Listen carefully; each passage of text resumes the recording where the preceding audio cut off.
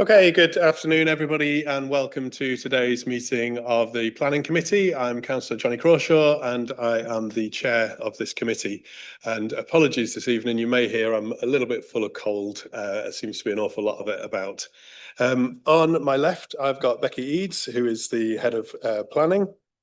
And to the left of Becky is Laura Cripps, who is a senior planning officer. On my right is Ange Bealby, who's here from Democratic Services, and to the right of Ange is Sandra Brannigan, who's the senior planning lawyer. Down each side of the table are the members of the planning committee. If I could just go through a bit of housekeeping before we get started. First of all, if you have your mobile phones with you, if I can please ask that you make sure they're turned off or on silent.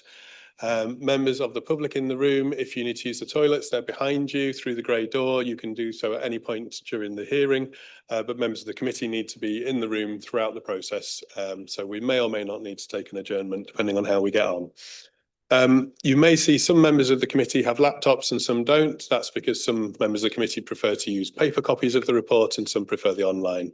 But everybody is looking at the reports and not doing their Christmas shopping.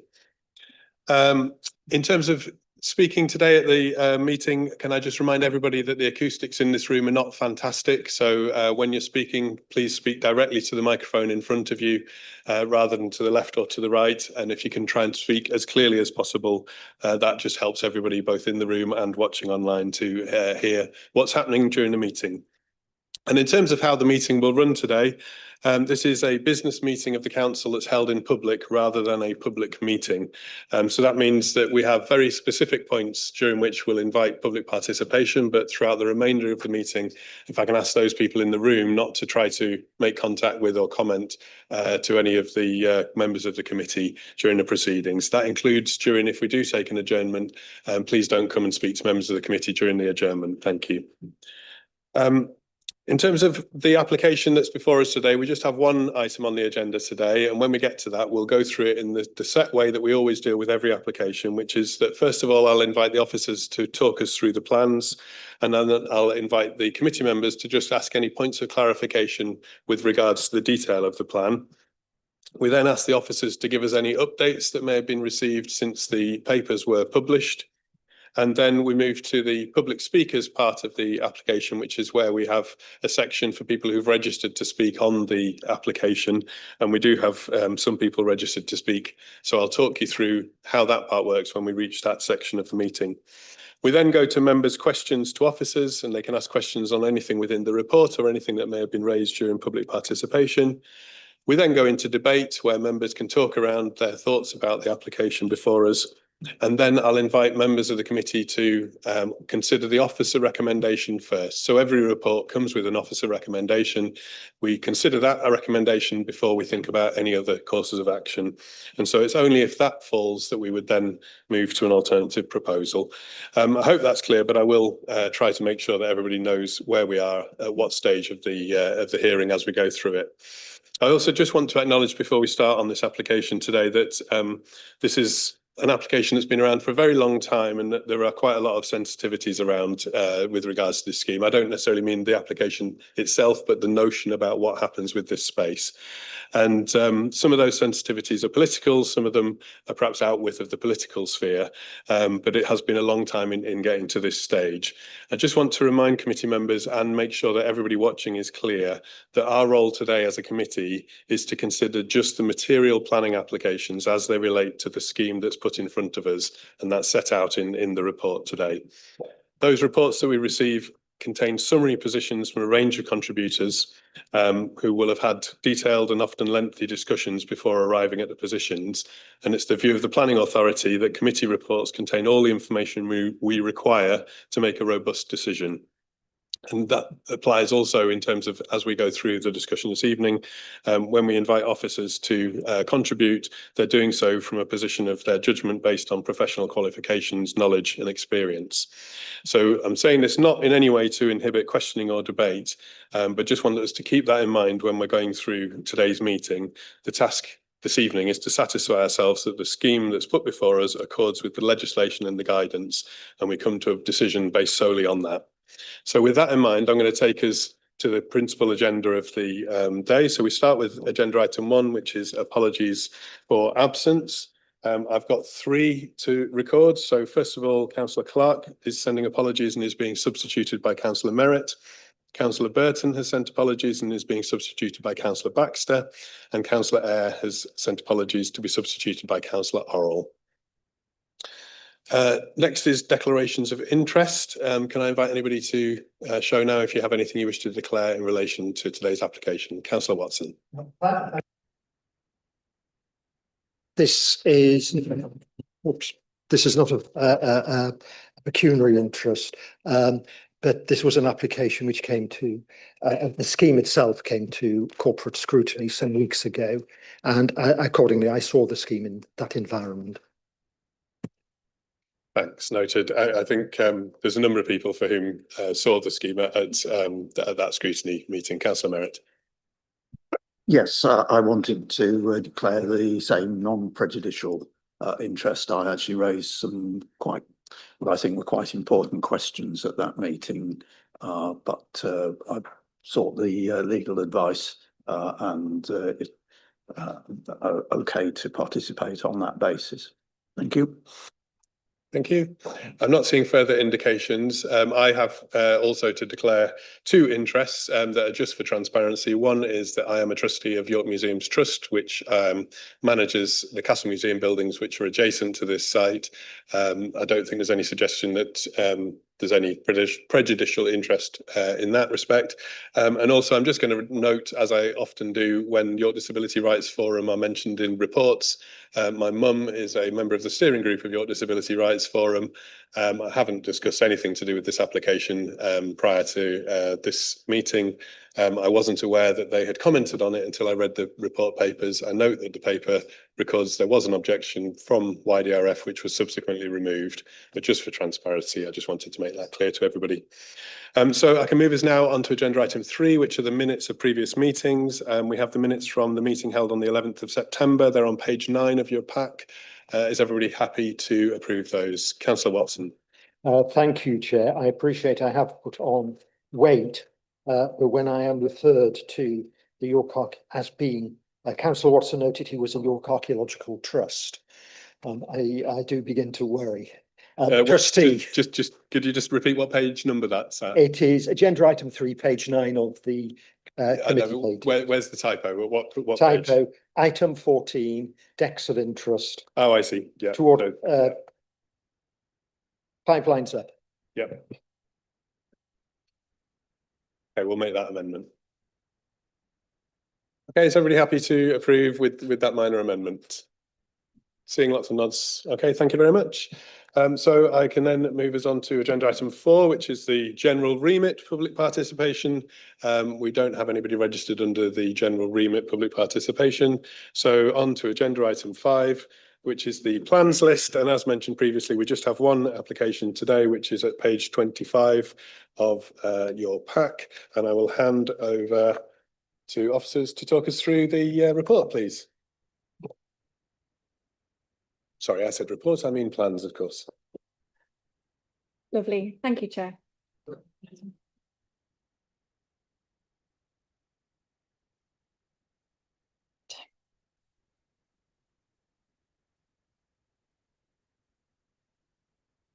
Okay, so the application is Castle Car Park, Castlegate, and it's for public realm improvements, including new green space with children's play, 30 blue badge parking spaces, creation of a circular path at the base of Clifford's Tower, and work to the Eye of York following removal of the surface level car park.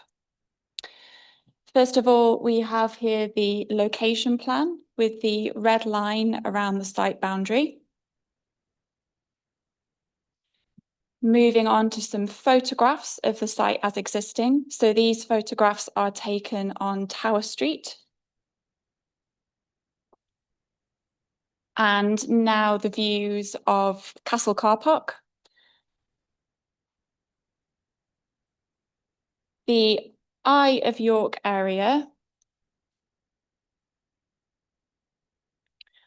And then the existing site plan again as well. And now moving on to the proposed site plan. I appreciate it's maybe slightly challenging to to read the text, but to talk through the proposals from the top of the site working downwards. So we have a green riverside walkway along the fosse, which includes areas of seating and planting. There is blue badge parking for 30 spaces in the car park area, which is split across these two areas here. That will include 2 EV charging points. There is a children's play area in this area here. Large open space of grassland. This area here is known as the Castlegate Garden, which is opposite the area known as the Drop, which is on the north elevation of the Grade 1 listed female prison.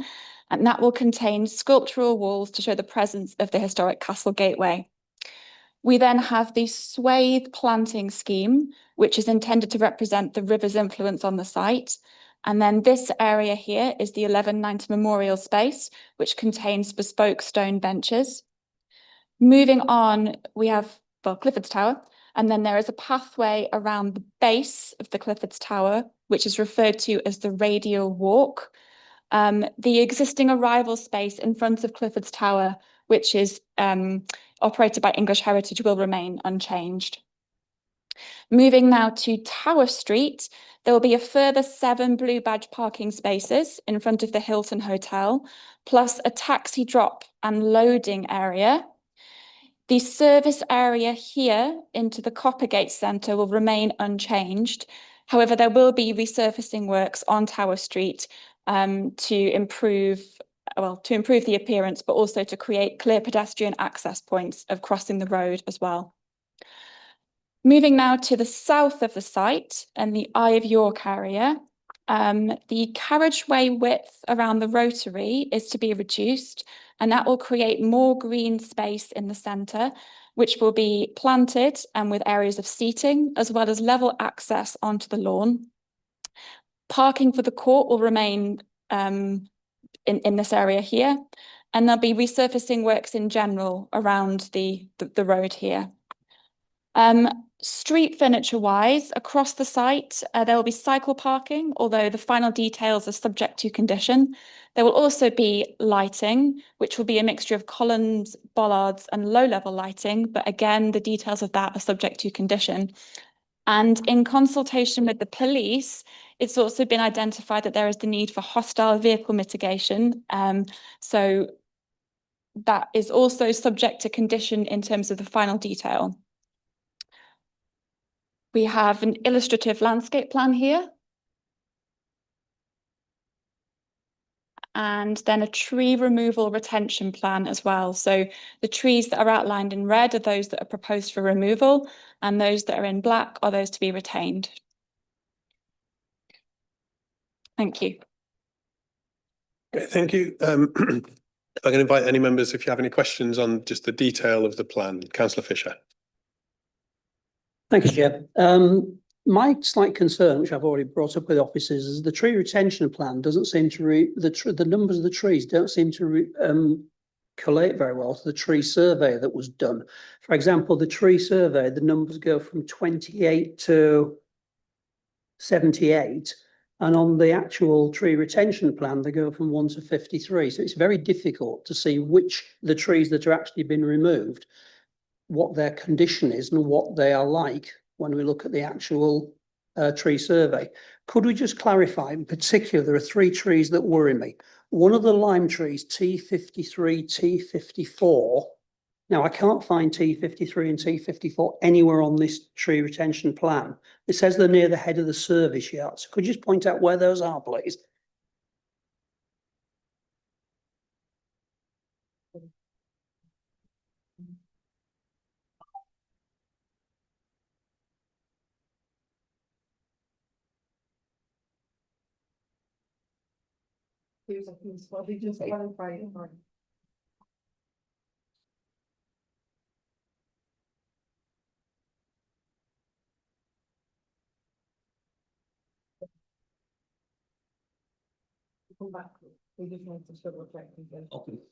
We'll just clarify that point and give you an answer in a moment. There Councillor is Fisher. one further tree I want to actually ask about, but I'll let you get that sorted out first.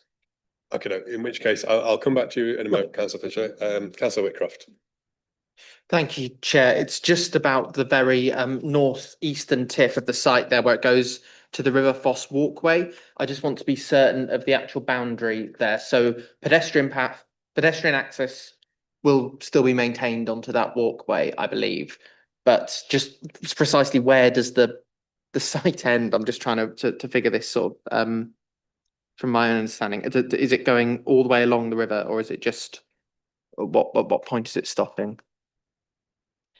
So pedestrian access is to be retained. Yeah. The site extends to the edge of the red line. So at the north of the site, just where the red dot is, you can see the red line. Yeah. And then the pathway follows along the side of the foss and comes down into the Eye of York. Okay. Yes, thank you. Yeah, thank you. Okay, do we have any further questions on the detail of the plan? It's okay, you don't have to, but Councillor Melly. I was just wondering if we had any of the details yet of things like the type of play equipment that there'll be, or the type of benches, or whether that's all just down to conditions. So there are indicative suggestions in the design and access statement, but everything is to be determined by condition. I think we do have the applicants registered to speak in public participation, so they may be able to give us some indication of further detail of what their thinking is around meeting those conditions.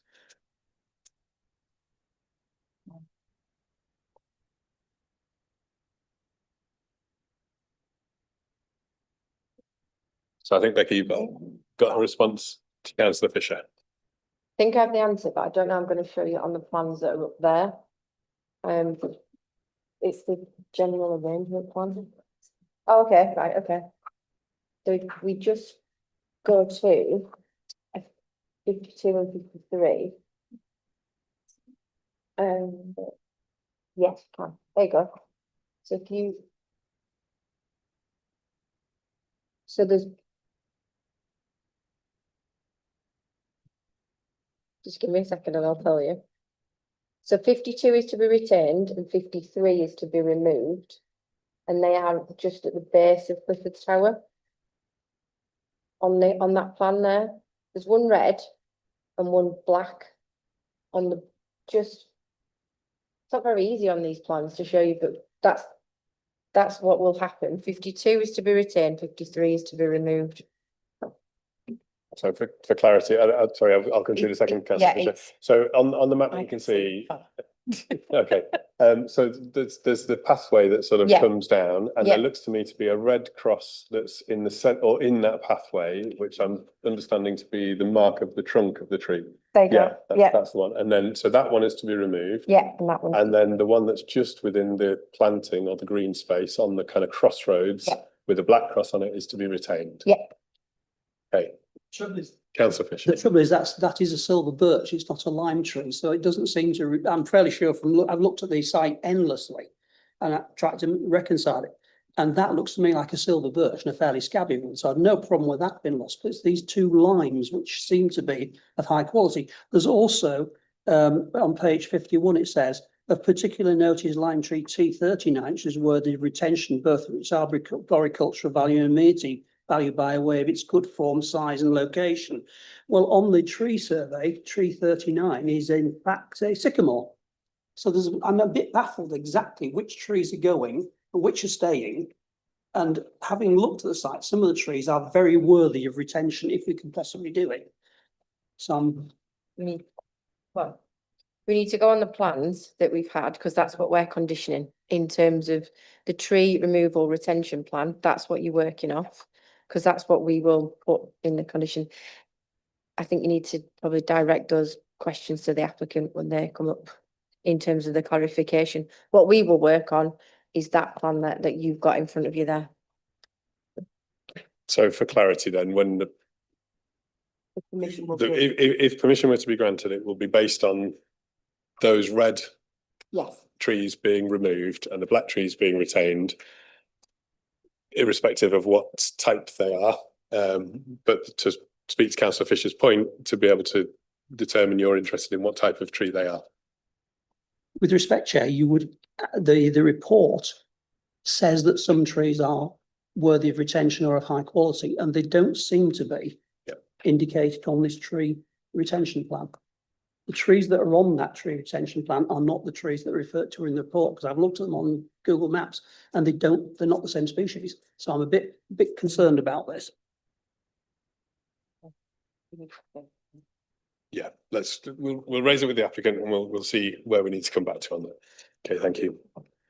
So unless there are further questions, I'll just invite officers to talk us through the updates that there's been to the report.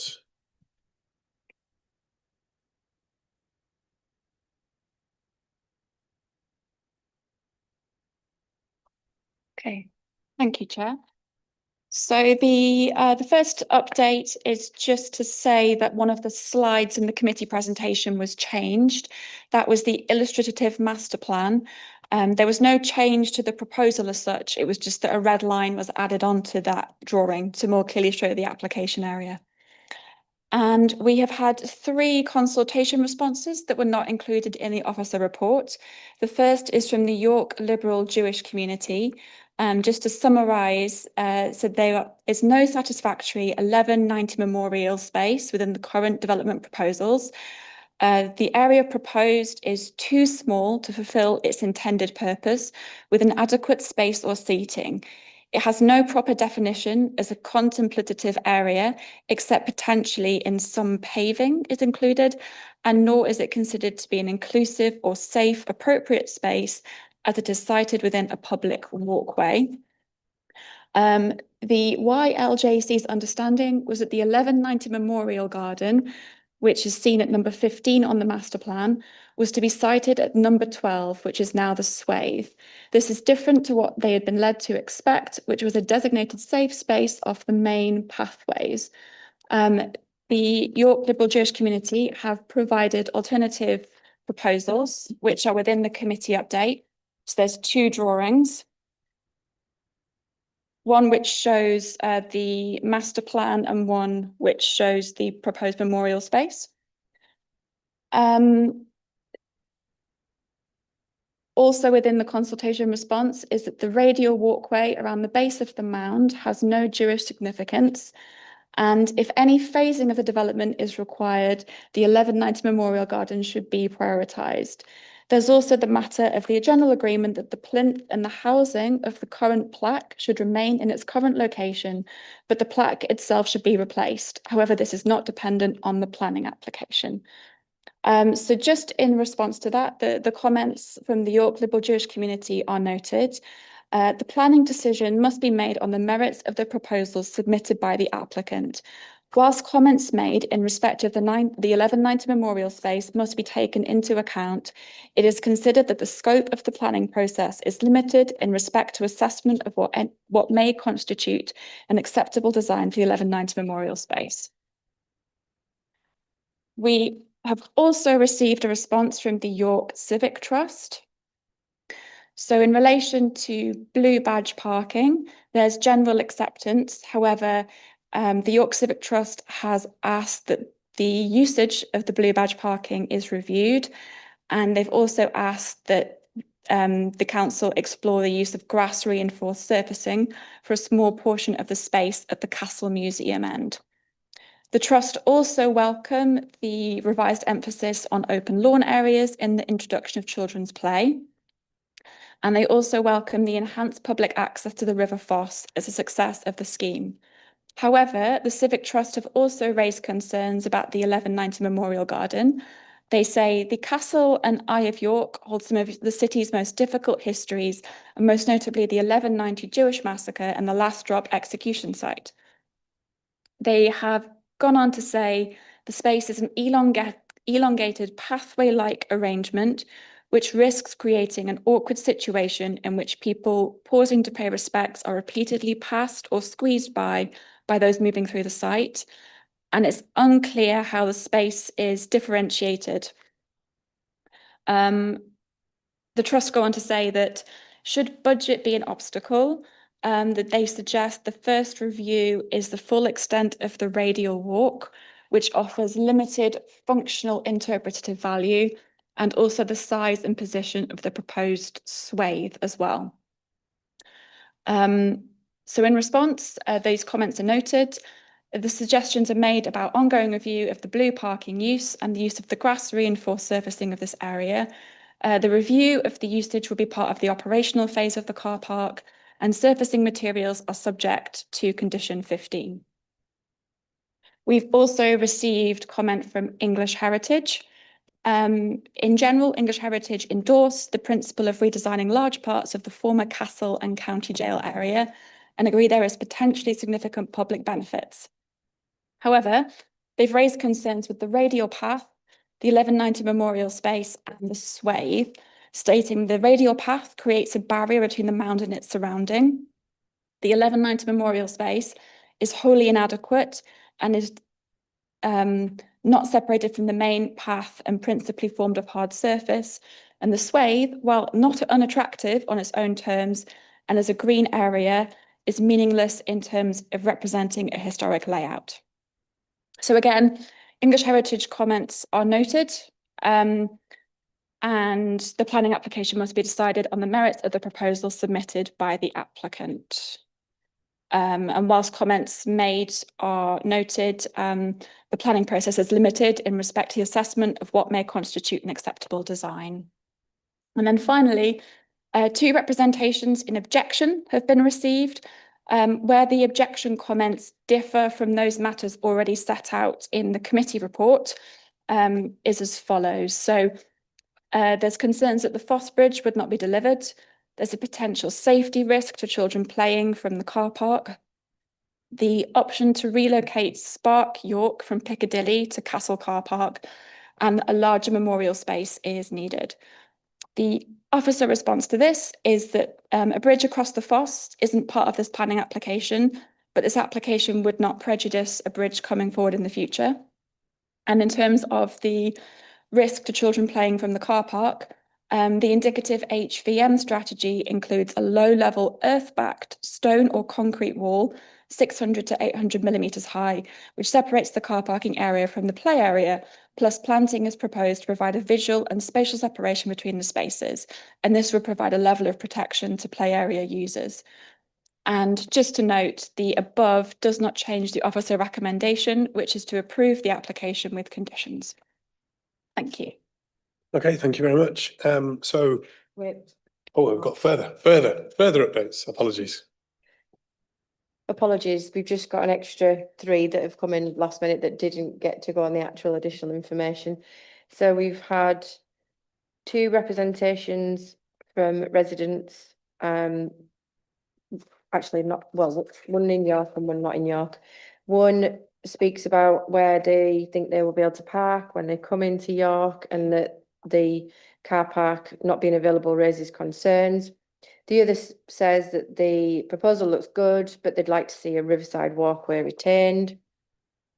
The second one, which you have in full in front of you, was received today from the Board of Deputies of British Jews. I'm just going to summarise what they've said. They understand that the application will go to committee today. They want to urgently draw the committee's attention to the great significance of Clifford's Tower to the Jewish community in this country and throughout the world, and for the desirability of the development of the area to appropriately reflect this.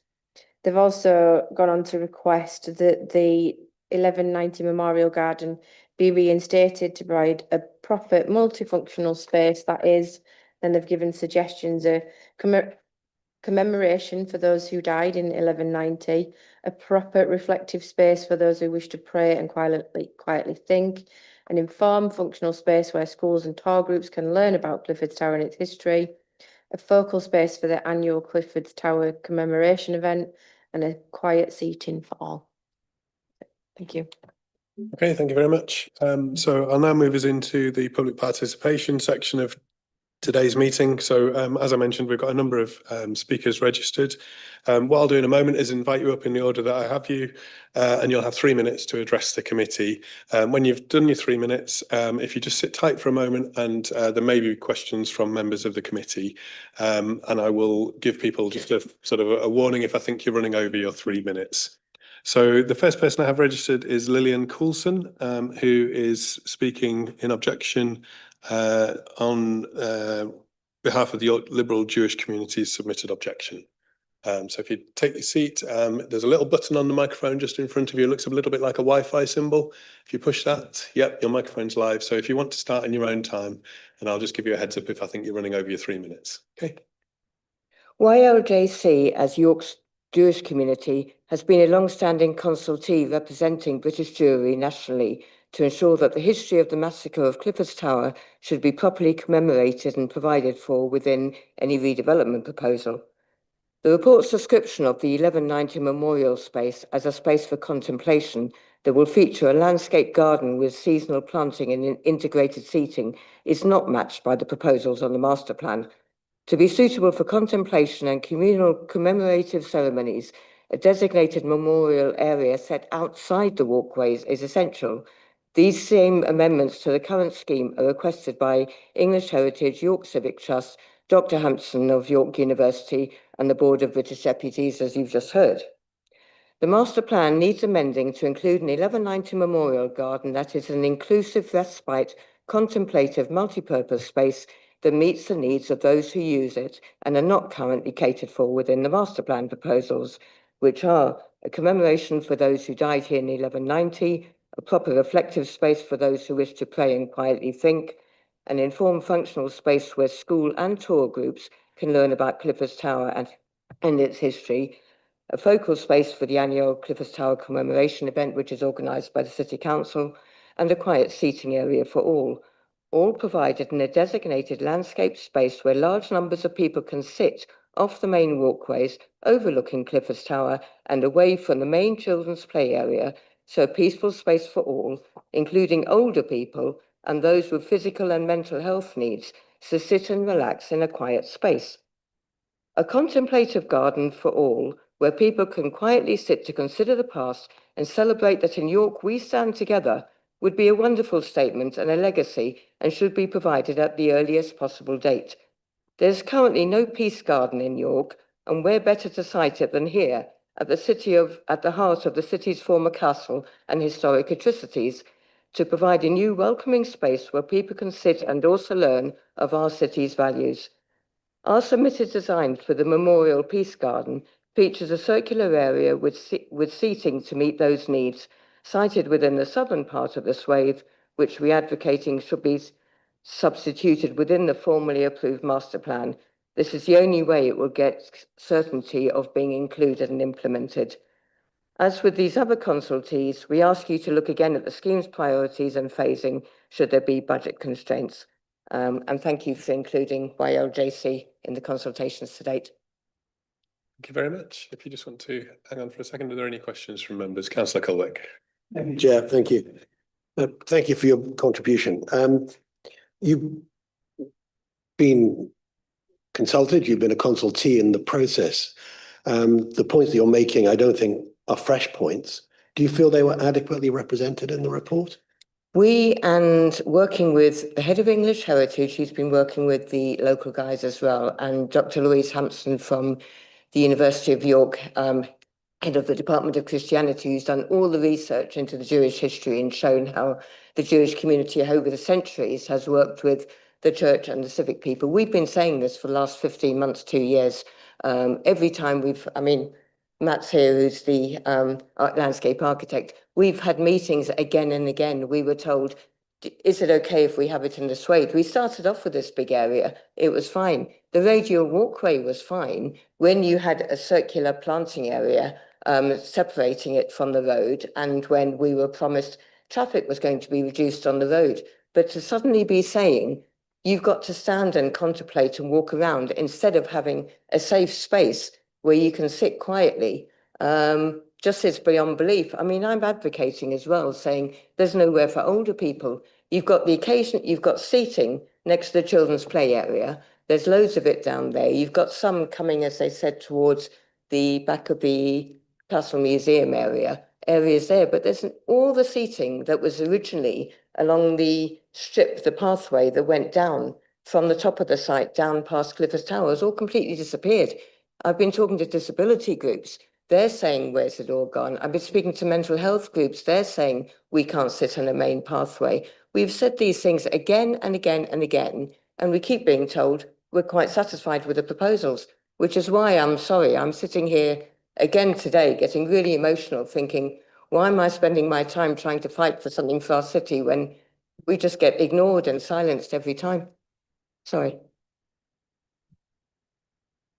Okay. Any further questions, Councillor Collett? I can understand your passion. As is noted, the radial path around the base of the mount has been promoted as a reflective and peaceful space. Would it not provide that function? Number one, the radial pathway has no Jewish significance at all. Number two, if the City Council in 1 March say, let's hold the 1190 commemoration event in the memorial space for Clifford's Tower, what are we going to do? Are we all going to walk around the circle instead of sitting at a speaker, listening to someone? It's not suitable for disabled people unless it's someone who's reasonably fit and can go around in a wheelchair. What about people who, like the lady who's, well, no, I won't get personal, but there's plenty of people who use walking sticks or whatever. If people come for rest and want somewhere to sit, you can't tell them you've got a queue for a bench, otherwise you can walk around this circle. When that radial pathway was suggested, as I say, the traffic in Tower Street was meant to be reduced. There was a big planting swathe round it. It had a context. You can't take away the context and say, well, we haven't got money for memorial space for you or a contemplative walkway, but you can have the walkway, even though it's not, you're not going to be able to contemplate there. There's one bench left on it now. There might be 1 or 2 signs, but that's not a contemplative area. There's nothing to stop kids running around, anyone else running around. It's just not going to work. Councillor Arrell. Wrong one. Not everybody will have been to the memorial service that happens every year. Could you sort of detail it, given what happens at the event? Sorry, I'm going to interrupt. We do need to stick to planning issues. So with respect, the details of a memorial service are not really a planning consideration in terms of. Can I just say it's about a group of about 40 people who sit down and listen to some speakers. And again, that matches what we're trying to suggest for the school groups, because I've spoken to teachers who are there saying, if we had a space we could sit the kids down instead of them wriggling and trying to walk away, life would be easier for us, which is why I'm saying multi-purpose space for everyone. Thank you. Any further questions? I'm not seeing further indication. So thank you very much for your time this evening. If you'd like to take your seat back in the public gallery. And the next person I have registered to speak is Christina Funnell, who is here as the chair of York Interfaith Group. And Tina, you'll be well aware, as a former member of this committee, I think, how it works. But you have your 3 minutes. But it's nice to see some of you here. I've registered to speak today as chair of your interfaith group. This is a group which is 36 years old, and over that time, it's worked together to bring together people of all faiths and none to learn more about our different faiths and to share our values and beliefs, that we have more in common than that which divides us.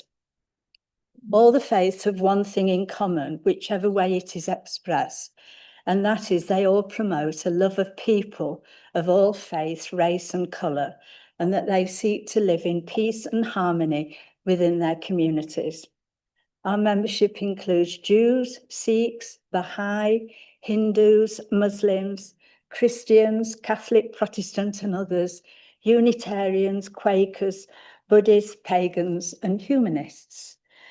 Despite the active presence of people from so many faiths who work in our universities, hospitals, public sector, retail, and all over the city now, they have to travel to other cities to find their place of worship, as we only have churches, a lot of them to be granted, the mosque and the Friends Meeting House in Friargate, which hosts the Jewish community, and the Unitarian Church, which also hosts interfaith activities. We have recently celebrated Interfaith Week, and representatives from many faiths laid wreaths during the Remembrance Day Sunday parade. York is a city of sanctuary, a human rights city, and has many organisations and initiatives run by faith organisations and others serving their communities and specifically supporting asylum seekers, the homeless and families living in poverty.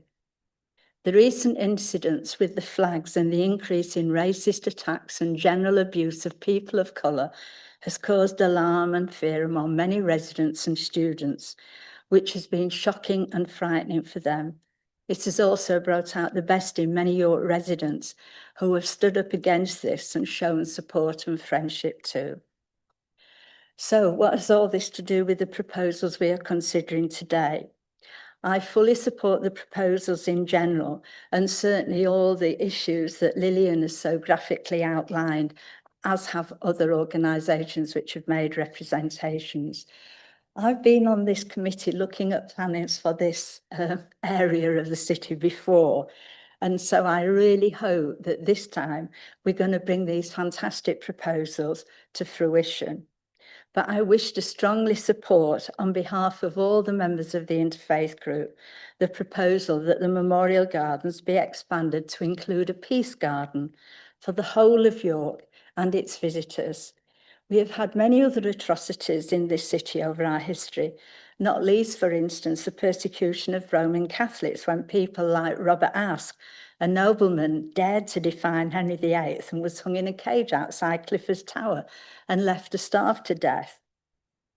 A peace garden which was truly reflective of the values that this city claims to uphold, and which recognises that there are people of many faiths and none who live in the city, and also the thousands of visitors of all faiths who come each year can spend time to quietly reflect and pray. There's nowhere in this city for Muslims to pray other than going to the mosque, which is not exactly in the city centre.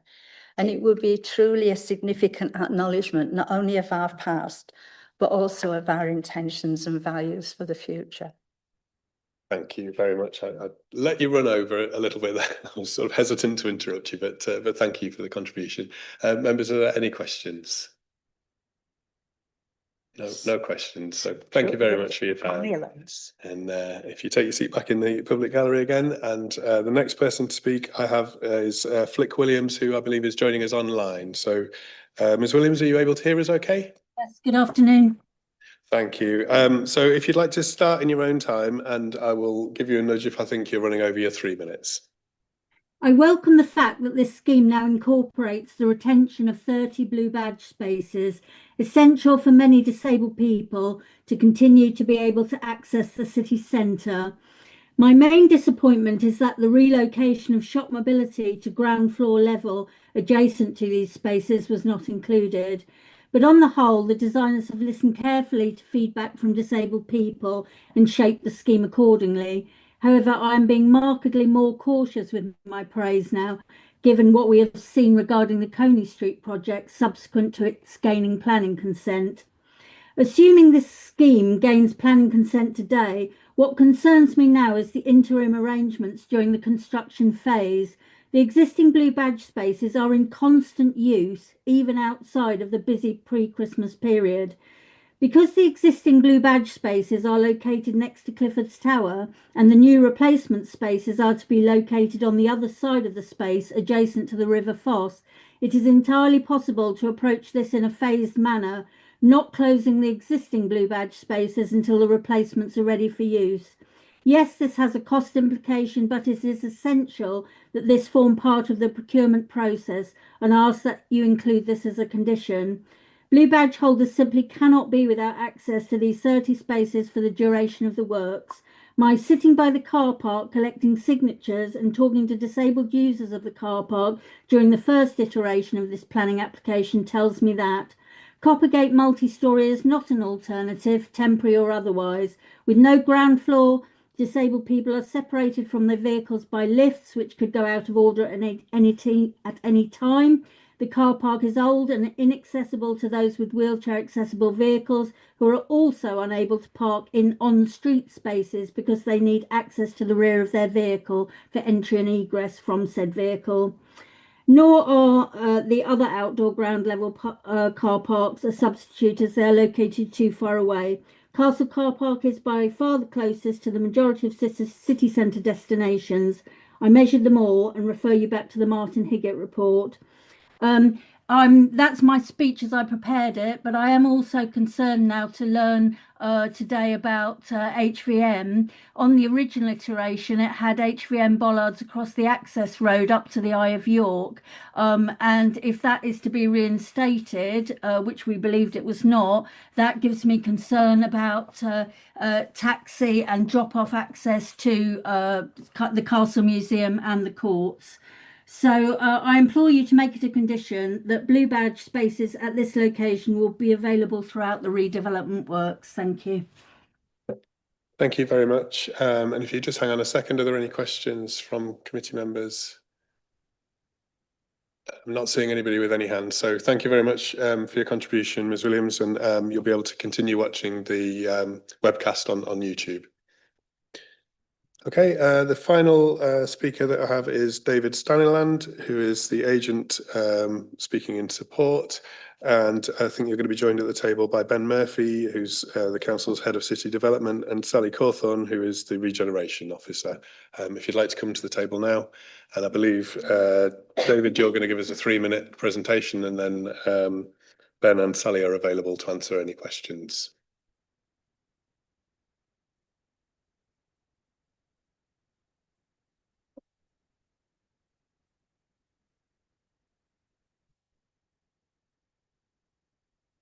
You'd just like to start in your own time, and I'll give you a heads up if I think you're running over.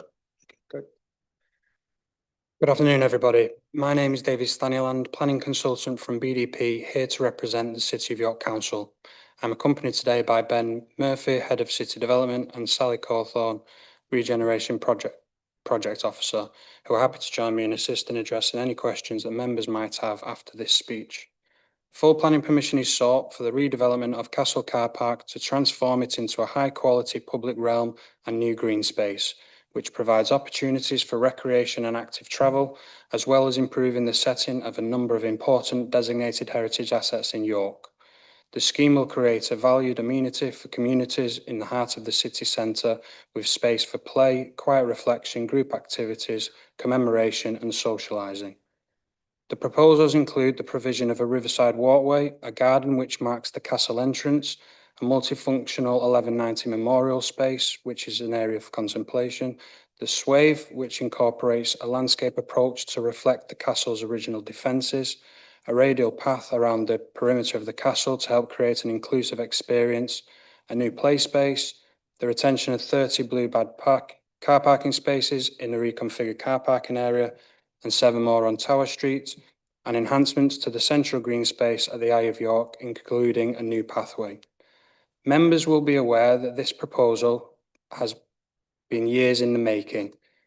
The proposal being presented at committee today are an update and revision to an application that was originally submitted in February 2022, almost 4 years ago.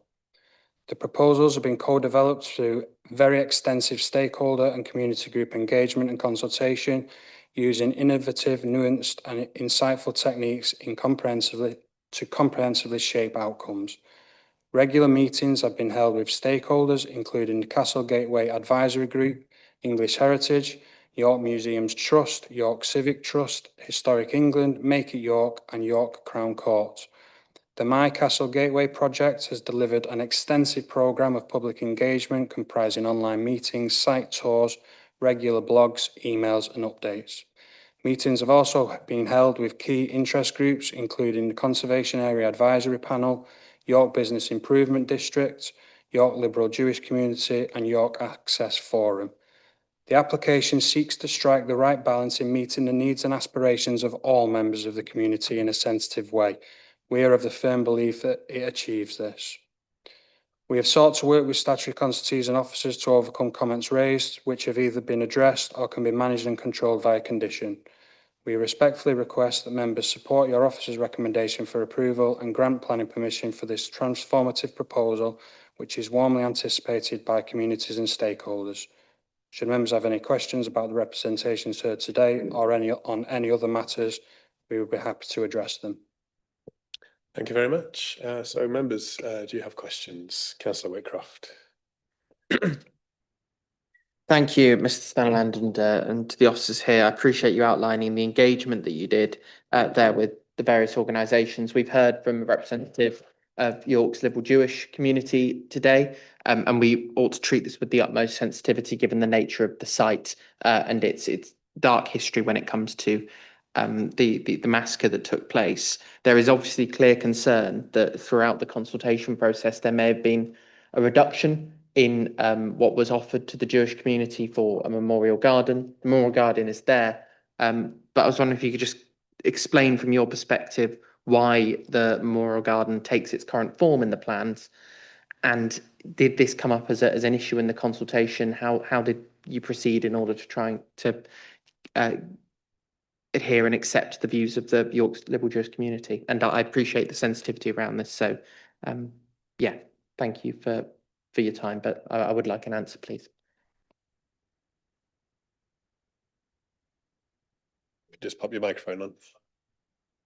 Just in terms of the brief for the 1190 space, this is what was set out in the York Liberal Jewish community's letter from, I mean, it's lifted from earlier, but this is in the most recent letter received from them. So a commemorative space for those who died in 1190, a reflective space for those who wish to pray and quietly think, an informed, functional space where schools and tour groups can learn about Clifford's Tower and its history, a focal space for the annual Clifford's Tower commemoration event, and then a quiet, secure area for all.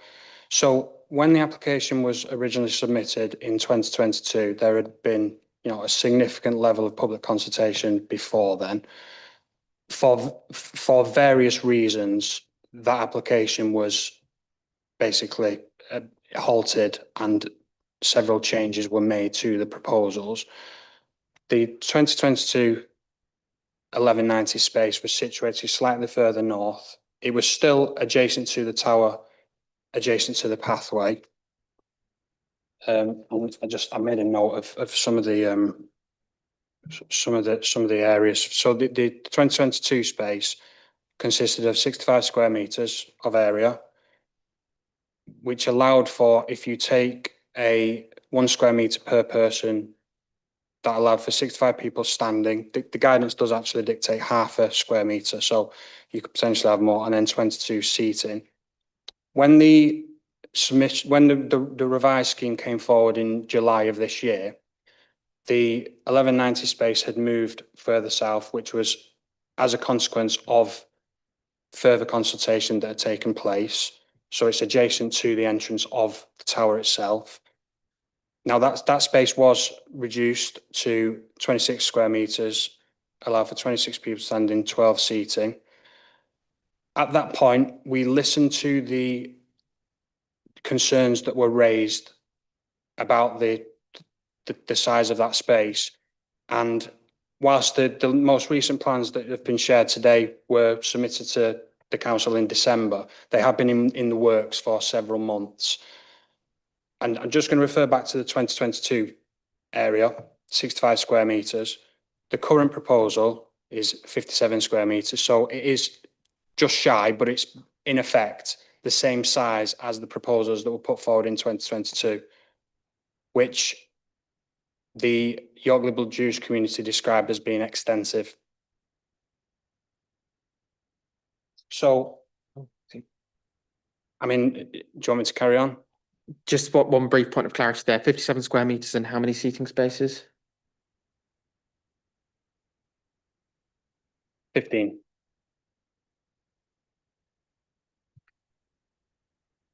Okay.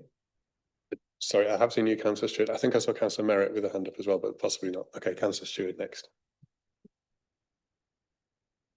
Yeah, just a comment on the situation with Jews. I do find it incredibly annoying, as I said before, that we get these updates at the table. There's this wonderful thing called email. They could just be circulated to us beforehand. If we get them an hour ago, we could have them sent an hour ago. If we get them 2 days ago, we could have them sent 2 days ago. I have no idea why we do it this way. I think it's absolutely ridiculous. On the issue of the British Liberal Jewish community, that we've got obviously the applicant here, got the lady behind shaking her head. We could have looked into some of these things if we weren't having them thrust upon us at 4:30. I think it's absolutely ridiculous. And I'd love to know the reason why we get these at 4:30 rather than email beforehand. I'm not sure that's a question I can answer you right now, but I can certainly have a conversation with planning and we can come back and have I've made a the point. conversation. If we get a formal response, because it just seems absolutely ridiculous, it's making, it's making poorer or less informed decisions being in this position. I've made the point before. I genuinely don't understand it. If there's a reason for holding them back so they can be thrust upon us at 4:30, it can only be a sinister reason. I do have a question. Councillor Stewart, I think that that's really stepping over a line.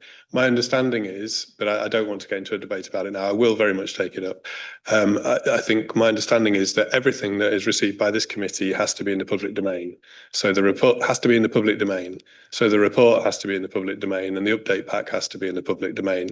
The update pack is not published until it's completed, and then it is completed for this hearing and then subsequently uploaded onto the planning portal so that everything that we see is in the public domain. That's why we don't accept people bringing plans to the table and asking to spread them around. So I believe it's in relation to that, but that's not a conversation for this evening. I'm happy to take that conversation up at a later point. Yeah, okay, but clearly things can be in the public domain and also sent to us when they're ready, unless everything was received at 4 o'clock, okayed at 4:05, taken to the printer at 4:15. It just doesn't make it. I do have a question unrelated. Sorry. So Becky's just asking me to point out that when they're received, they're published online, so they are available online in real time in terms of on the planning portal. But as I say, I don't want us to get into backwards and forwards on this. Let's pick that up and let's have your question. So my question's on the HVM, and it's going to be sort of, would you allay my concerns? Because I really look at the HVM and I struggle to see how they're going to stop such an attack, full stop. And they seem to be, they're so significant in terms of the scheme. So I know this could vary up or down, but we've got two things that are a bit unnoticed, maybe, a bit subtle. We've got four things that are very noticeable. And I don't see how they're stopping an attack. I don't see how they're stopping an attack by in terms of the various gaps around and everything like that, by a relatively normal vehicle. I certainly don't see how they're stopping an attack by a Land Rover Defender or a large vehicle or something like that. And if we're going to protect this particular space in terms of the number of people that will be there, I can think of other sites in York which have far more significance that will be vastly easier to attack. So I really am concerned that we're going to a great deal of trouble when we're obviously taking away the car park to make Clifford's Tower look more appealing from a distance. And I'm going to a great deal of trouble to protect this area from HVM when I don't think it is protecting it. On that last point, I entirely agree with you. So are you looking at the HVM strategy, indicative strategy plan? Right, okay, so as part of the plan application, we submitted an indicative HVM strategy plan. It is only indicative and it is subject to condition. I was just quickly trying to find the condition. There's a condition on here somewhere that requires that prior to the commencement of development, a fully strategized HVM method needs to be submitted to and approved in writing by the local authority. That is subject to expert input from the client side and then the anti-terrorism advisor for York. So there is an indicative strategy. It's intended as such because it's a material consideration of the planning application, but then the actual detail, and to ensure, as you say, that one of the steps as part of that process is to actually identify the risk of this site being subject to attack. So that forms part of that assessment. And then if that does conclude, yes, it is a risk, there's a threat level, and depending on the threat level determines how much mitigation is required. And then an expert provides, this is what we advise is necessary. That's all signed off by the local authority. Okay, Thank you. I'm just going to jump in just on that because it was raised by one of the public speakers. Is your understanding at the moment that the access route that comes up from Tower Street up towards the courts and what have you would be a controlled access point, or would that No. that would be an open access? There will no controls on the Ivor Oak gyratory. One of the reasons being the court needs access all of the time. So yeah, there's no HVM on that highway. Thank you. Councillor Fisher, I had you next. Thank you. I'm going to sound incredibly pedantic here, but before I support the chopping down of trees, I want to know what trees are being chopped down and what condition they're in. Now, on page 51, it says lime tree T39 is worthy of retention at the expense of losing one blue batch space. Unfortunately, on the tree survey, which accompanies it done by a viroscope, the tree 39 isn't a lime tree. The numbering on the tree survey goes from TO 28 to TO 78, and on the tree retention plan it goes from TO 1 to T 53, and I'm not sure how they map across. Furthermore, it says it would be a great shame to lose the lime trees at the head of the service yard turning area, T 53 to T 54. I've got the site up on Google Maps, and T 53 is a rather scabby silver birch, which I would have no problem having removed, and tree 54 doesn't exist. Can we get some clarification, please, about which trees are which and where they are on the car park so we know what we're chopping down? Thank you. Yeah, so the reference to 53 and 54 is taken from the tree survey report. The references on the tree felling plan are different. I appreciate that's not helpful. So 53 and 54 are the two trees from the survey that are at the base of the turning head of the service yard. They are the limes. In the tree assessment, they are classed as category B trees. For the purposes of the committee, would it be helpful if I just ask for the tree plan to be put back on the screen again? It'll just take a moment or two for the projector to get itself up and running. So if there's further comment you can make that doesn't rely on sort of a specific location, if you want to make that while we're waiting for the projector to come, but I think it's probably helpful to be able to make sure we're all seeing the same things and agreeing the same things.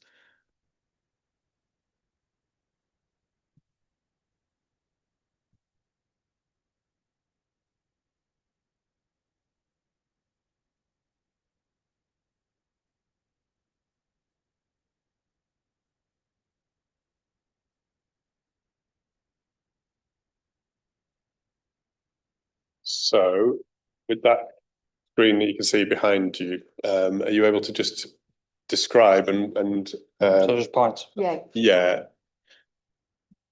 So that's yeah.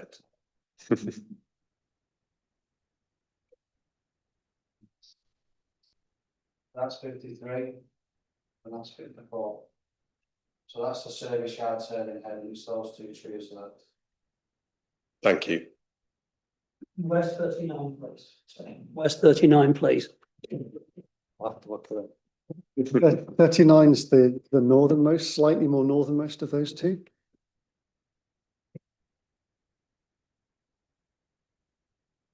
Their canopies overlap. So sorry, I've not understood. So 53 and 54 are those two at the head that were just pointed out. 39. Sorry, 39 is referenced in the tree removal and retention plan. Those two trees are referenced as 39 and 40. I see. So in the report, when it says 39, it is those two. Yeah. Okay. Are you clear, Councillor Fisher? Clearer than I was 5 minutes ago. Okay. I'm tempted to make some reference to not seeing wood for trees and things at this point, but I can't quite make it work. So, if you can't make a bad joke in a planning committee, when can you? Okay, further questions from members. So I will come back to you, Councillor Stewart, but Councillor Watson. Thank you. Through you, Chair, I wonder if Ben can assist on this one. I note that there is a proposal to lose 268 parking spaces. Has any modelling been done, and what modelling, in terms of the consequence of those losses? Yeah, thank you, through you, Chair. So Yes, we have looked at the implications of that parking loss within the regeneration function of the authority. There was discussion of that as part of the executive approvals that took place on the 4th of November for the procurement, the update on the Castle Eye project, approvals for the procurement, the funding envelope and the next steps. So there was a technical appendix to that report on the 4th of November.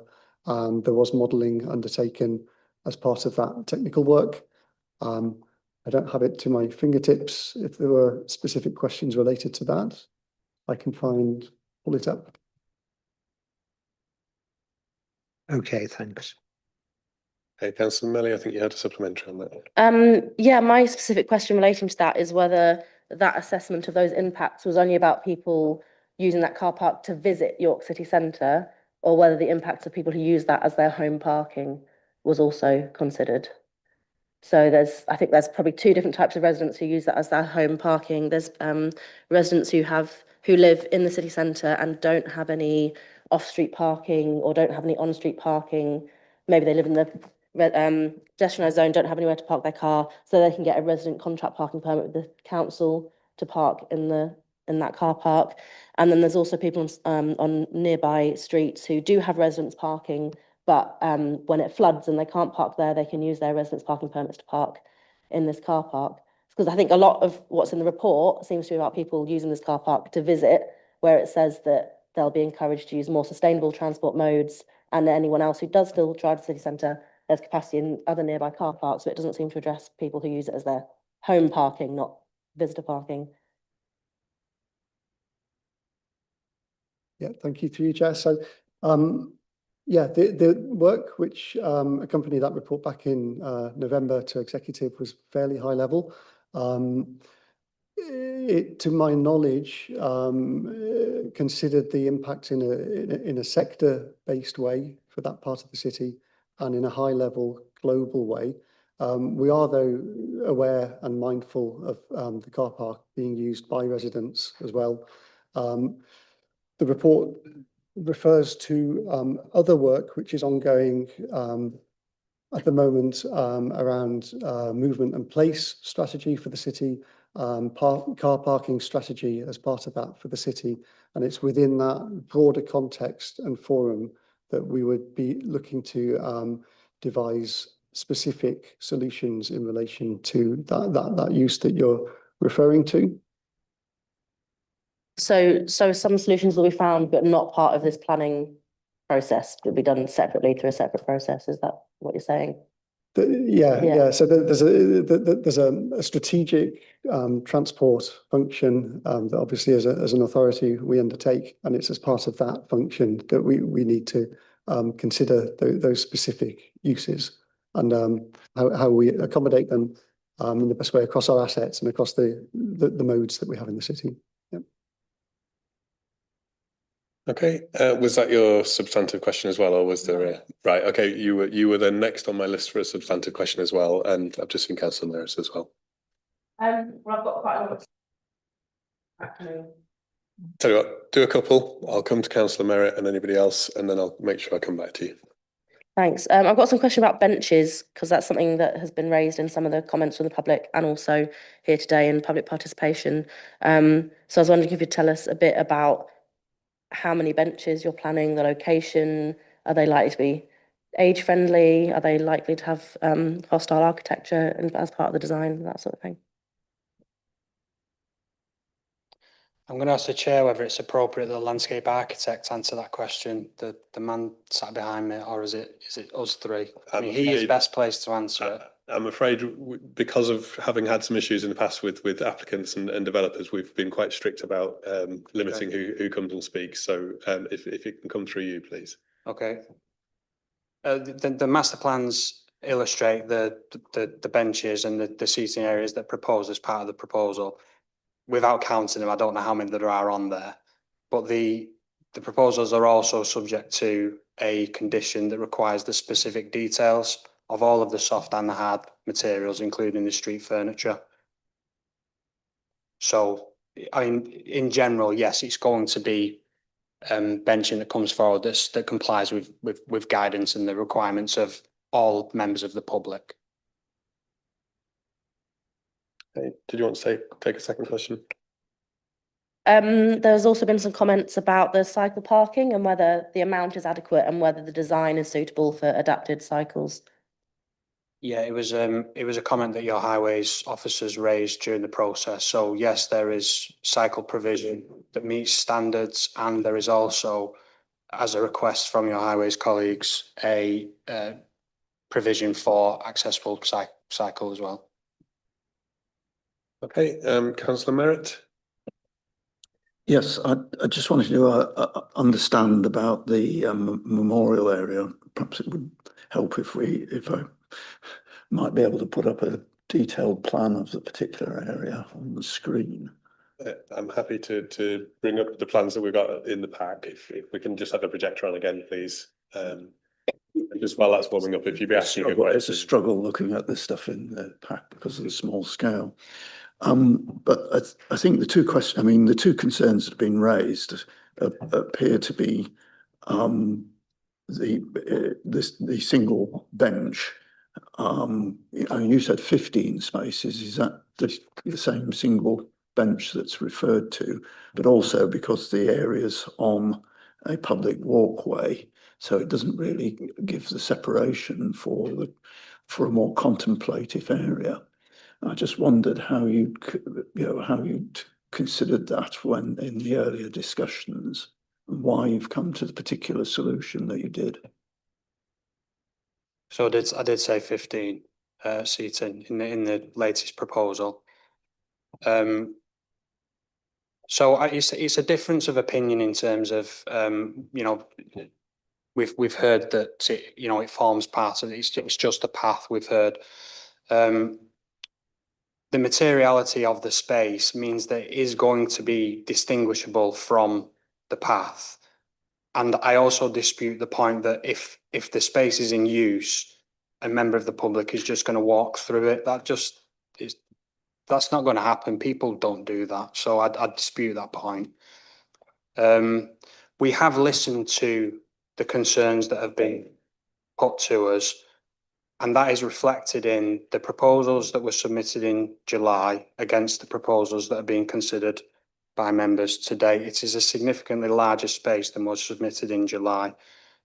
There are still aspects of it that are subject to further agreement. So the interpretation, how that is reflected in the final proposals.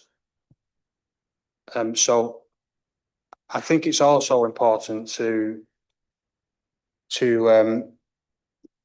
think about what the baseline position is. So right now we're talking here about a car park, a space in general that is pretty detrimental to the area and to the very significant heritage assets, the tower and the surrounding buildings. So we are of the opinion that this is a much improved and significant proposal for the benefit of the community in general. Could you talk us through on what's been done in the latest proposals on the plan, so that, because I've substituted it relatively late minute, so I don't fully understand this at the moment. Yeah, I'll attempt to do that. That's on merit. Just to set a little context as well, you asked around how we'd arrived at that solution, how we'd arrived at the plan that you can see there on the screen. So as was set out in the opening remarks, the project itself has been around for a very long time. We've worked in a really collaborative and quite innovative way with stakeholders to co-design and co-develop the scheme over a significant lifetime, and that's something which hasn't stopped, and we're hoping will continue as well.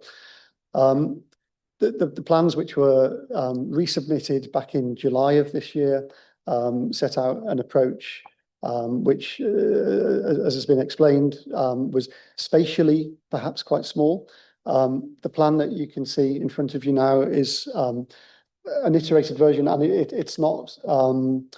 It's a version of how that space could sit within the wider master plan and function that was iterated. So there was a dialogue with York Liberal Jewish community and others around that space. There were interim versions of that which were shared. There were really detailed conversations about how we could configure that space. And ultimately, over time, it was reshaped. The issue around how you differentiate that space when it's being used for those really sensitive commemoration prayer uses from the wider circulation. We've talked about at length. We've talked about how the shape of the space can enable that, how we can look at the materiality as well. So how we can differentiate it from some of those thoroughfares that sit around it. And that's what you can see on the plans in front of you there, reflects that dialogue. The orientation of the benches and the number of benches, again, is something that we had a detailed and lengthy conversation about and was iterated. The ability for people to sit in that space and to orientate towards Clifford's Tower, towards that really sensitive location. Also to face to the north of the space as well, into the swathe, into the landscape swathe, and the intention that in the future we have a sculptural memorial piece within that space as well was really important. So there are quite a number of factors which have influenced how we configure the space, how large it is, what shape it is, what its orientation is, and it has evolved significantly over that time from July to now. And as I say, I mean, if there are specific questions around the space as it's configured now. I'm still waiting for someone to point out exactly which is the area you're talking about. Apologies. I thought it was a ball. Apologies. So it's this area here. So this crescent shaped area, labeled 15 on the plan. Right. Oh, sorry, I'm pressing the wrong button. Yeah, this hard landscape area, you can see the 3 benches, the swathe that sits to the south of it, that wraps around it, which helps to define the space and separate it from what else is there. And then the planted swathe, so this space designed to recreate and replicate and give a sense of the former moat that was in the site is an important component of the scheme. Sorry, I didn't realise the question was just, where is it? And that's 57 metres squared. So, yeah, that's right. Thank you. Councillor Orrell. A follow-up to that, could you indicate the space of the original proposal that the Jewish community were happy with?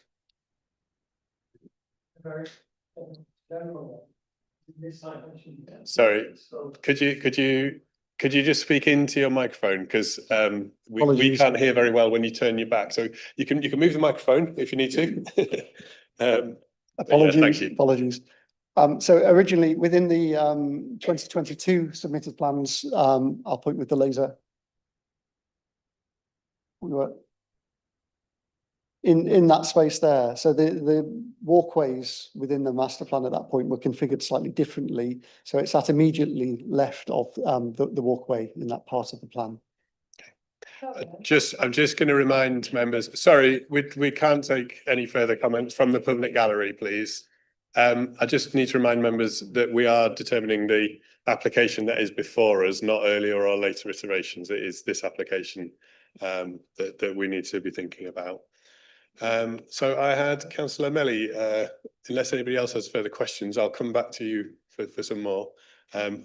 Councillor Culwick, I don't believe you have had a question. I will come back to you as well, Councillor Stewart. Sorry, Councillor Melly. Thank you. Just to pick up 30 blue badge parking bays. How many EV charging? 2. Why?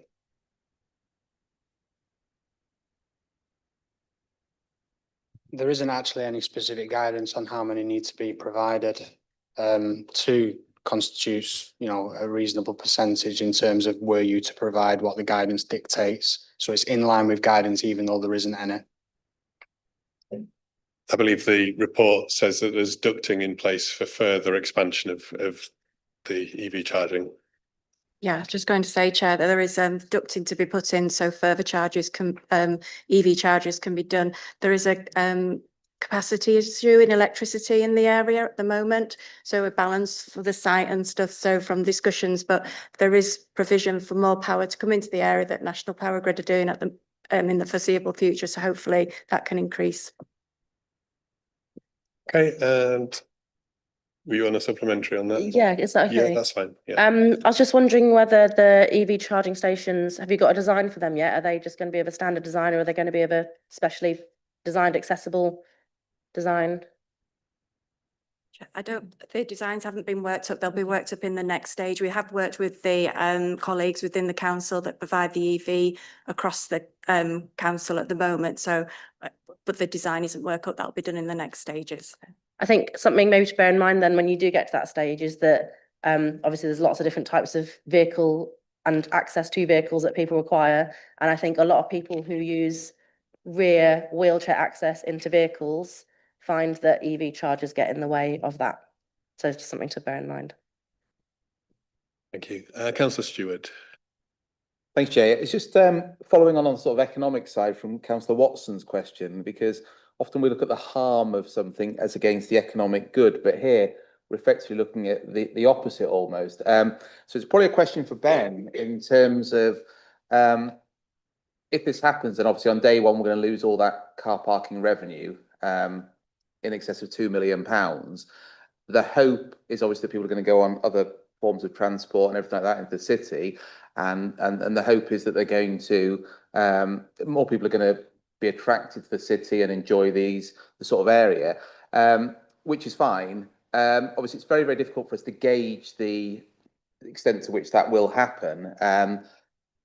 So if we assume that there will be a greater loss to the council in terms of revenue than there will be in terms of other benefits, and obviously people coming to the shops and everything like that, and there will be in terms of other benefits, is this something that the city is still happy to do from the point of view of doing good for a heritage asset and sort of doing good for the city? And that I'm asking that question not from any sort of viewpoint of they shouldn't be doing that, but from a viewpoint that, to put it another way, if CYC was a company, then I would say this is a really bad idea because you're going to get less money and everything like that.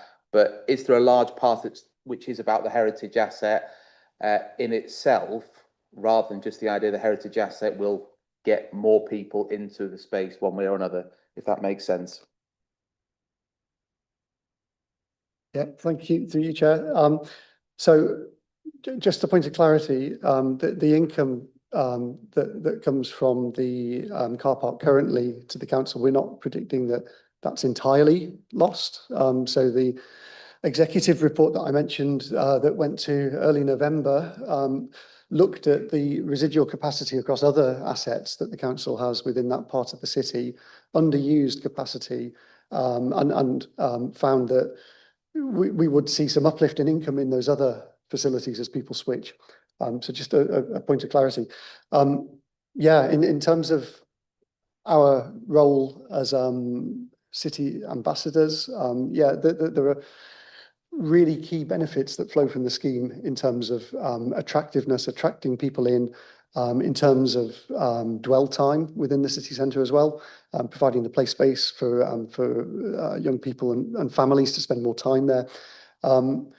If we were approaching this in a sort of a business case that we were making to a government department for the funding, there would be a lot of monetized and unmonetized benefits that flow out of this scheme. And it's yeah, as a city authority, yeah, the decisions that we're making and the choices we're making to bring the scheme forward don't relate to those immediate revenue impacts, etc. They are far more far-reaching, and yeah, the impact that you mentioned on the benefits that flow to the heritage buildings that we have, they're very difficult to quantify and monetize, but really significant and a really important part of the scheme. The economic benefits that would flow to the city in terms of that draw and that dwell time increase, again, monetizable, very difficult to quantify though. But it's considering all of that in the round that I guess as an authority, we make the strategic decision that we have already to progress the scheme. Thank you. Councillor Melly, coming back to you again. Thank you, Chair. I've been assured by officers outside this meeting that the play equipment will include some equipment that is specifically and deliberately designed to be accessible and with access needs in mind, but I couldn't see that in the report, so I just wanted to double check whether that is still the intention. Yeah, the play equipment and also the walkway where the play equipment is for inclusiveness in all types of play in all that area. I thought there was a condition for the play equipment to be agreed post, and that will be part of that. But the DAS, the design and access statement, makes it very clear that inclusivity of play is an important element and needs to be included. Great, thank you. And then my final question, which I think is just a quick one that I was just going to ask because it was raised by a member of the public about the relocation of shop mobility to a more accessible location. And can you just clarify whether there's anything about this application that makes that more difficult or more unlikely or anything in the future? I think that's probably outside the red line boundary, to be honest. But I'll allow, if there's a quick response, I'll allow it quickly. But I say there's nothing that we're aware of that would inhibit that from happening. There's no active planning for it that we've done. It's out with the red line boundary, as Chair says. Councillor Colwick. Thank you. Again, just picking up points made by the public speaker with concern around interim arrangements with the blue badge parking. Are you able to comment on that? Yeah, so as part of the decision, there's a pre-commencement condition that requires construction management plan. So as part of that, if it's practical and it is feasible, then the delivery can look to be phased. So as the representation said, the blue badge is on one side of the side, the proposal is on the other. So as a layman, it feels feasible. It will all be subject to the construction management condition, which is pre-commencement of development. Ben, do you want to add some more? Sorry, yeah, if I could just elaborate a little as well. We understand the fundamental importance of disabled car parking in this part of the city for those communities.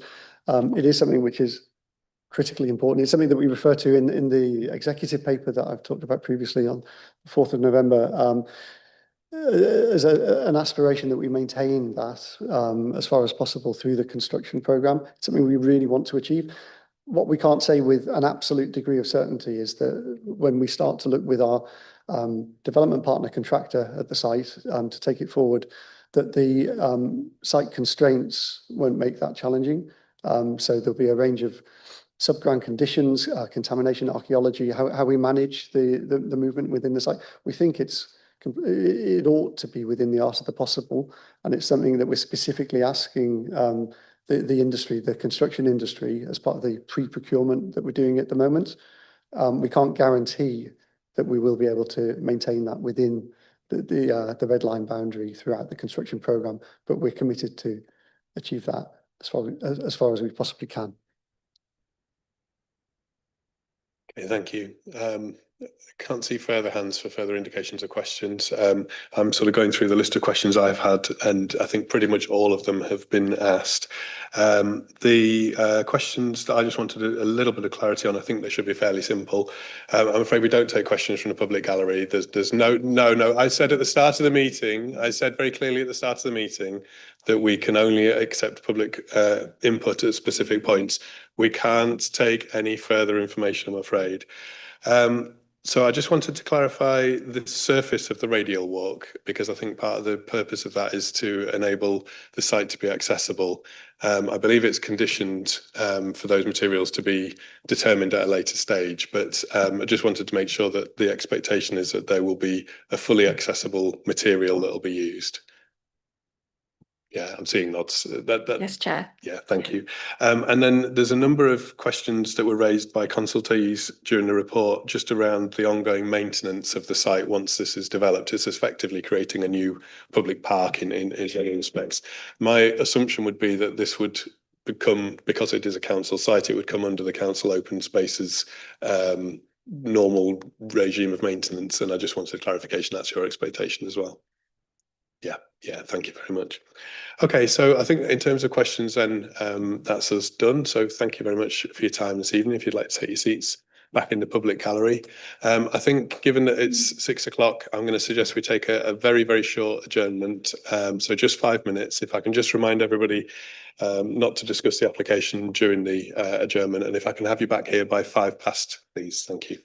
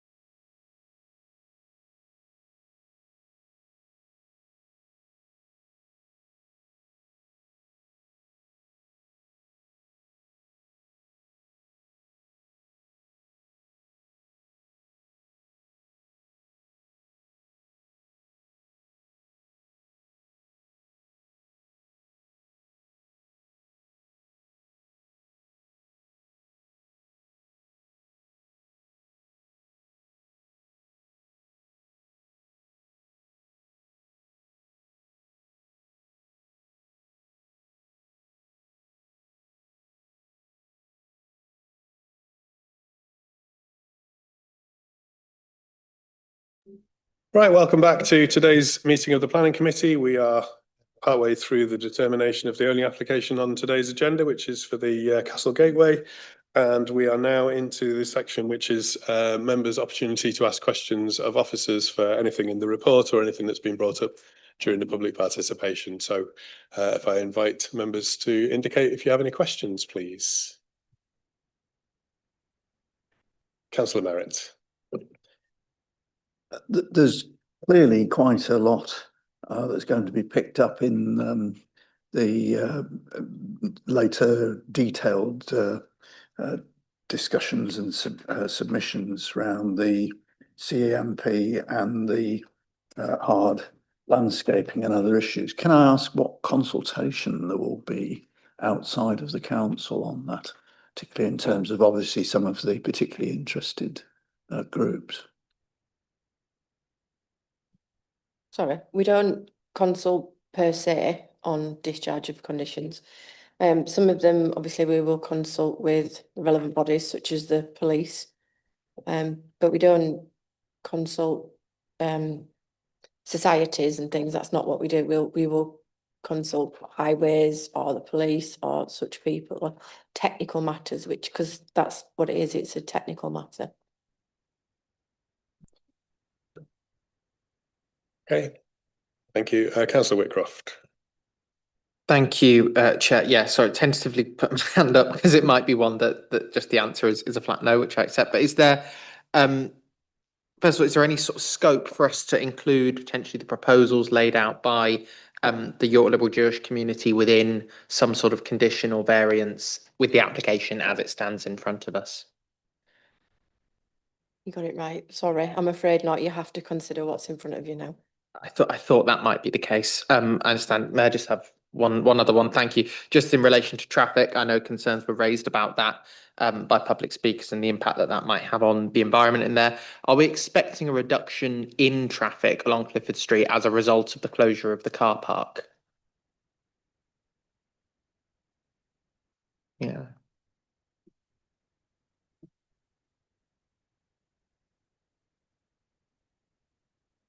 So we don't have technical data, but the assumption is with fewer people travelling along Tower Street to get to the car park, there would just be a natural reduction in vehicle movements. There's no technical data from that side though, no sort of estimations. Okay, thank you anyway. Okay, looking for any further questions, clarification or questions on the report? Councillor Fisher. To clarify, in terms of procedure, would it not be within our remit to actually defer this application so that the officers who've heard the comments could perhaps come to tweak the things rather than have to bring the whole thing back at a further date for a full application if it was refused? I suppose that the question that committee members would have to ask themselves is whether or not they felt that the changes were so significant as to make the application unacceptable in the planning balance and therefore not approve it. And they perhaps also would have to consider whether or not variations or tweaks within the scheme could be made either under non-material amendment or possibly not even require material or non-material amendment, depending on the nature of the changes. So, you know, as I set out, the procedure is once we move into debate, we'll have a discussion about what we feel are the merits or otherwise, and we will consider the officer recommendation first. I think that's probably the way that we would ordinarily approach any application, and this is an application like any other that we would approach. All I will say is you should always take a deferral before an actual determination, because that gives members the opportunity. That's not what our planning rules at the council say, and they have been in place like that for 7 years now.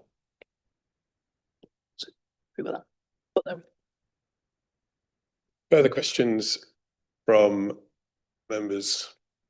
Not seeing anybody with any further question. Councillor Whitcroft. Just one final point. I appreciate it was mentioned when we questioned. I feel like a lot of the questions normally go to officers have sort of gone to our public participation speakers in the form of the applicant. But just on the blue badge parking, we want to make sure that there's mitigations. Therefore, that's staying open as long as possible. Is that able to be included in the conditions themselves, or is that something that we'll just sort of take take as read from the applicant. That's to keep blue badge parking open during the development for as long as possible, so blue badge users can continue to use it. Does that need a condition at all? Sorry, just to recap, you're saying whether or not we need a condition about the The keeping, so it's like the blue badge parking, obviously Flick raised the concern and said that we want to make sure it stays open as long as possible, even during the development. The applicants have indicated that they would be doing that, but does that need to be clarified in a condition at all, just to make sure that we keep blue badge spaces open for as long as possible during the development? It's already in a condition. Well, there is the construction management plan. Construction Where management we'd plan. look for it to be in. I mean, if you wanted it to be in an additional condition, it's not unreasonable, but we couldn't necessarily guarantee it because we don't know at this moment in time. So I could write you a condition that says there'd be a scheme, but it wouldn't necessarily get the hook that I think you're wanting. And there's enough already that we consider in the construction environmental management plan that will give the phasing of how it would work. So theoretically you could. I don't know that it'd achieve anything different to what is already there. Okay, thank you. And I suppose just, Councillor Merritt. Looking at condition 8 on the CMP, there's no specific reference to blue badges there. So perhaps you could expand that slightly by referring to what interim blue badge parking arrangements there might be. And then that would ensure that it's explicitly looked at. Yeah, I don't see why not.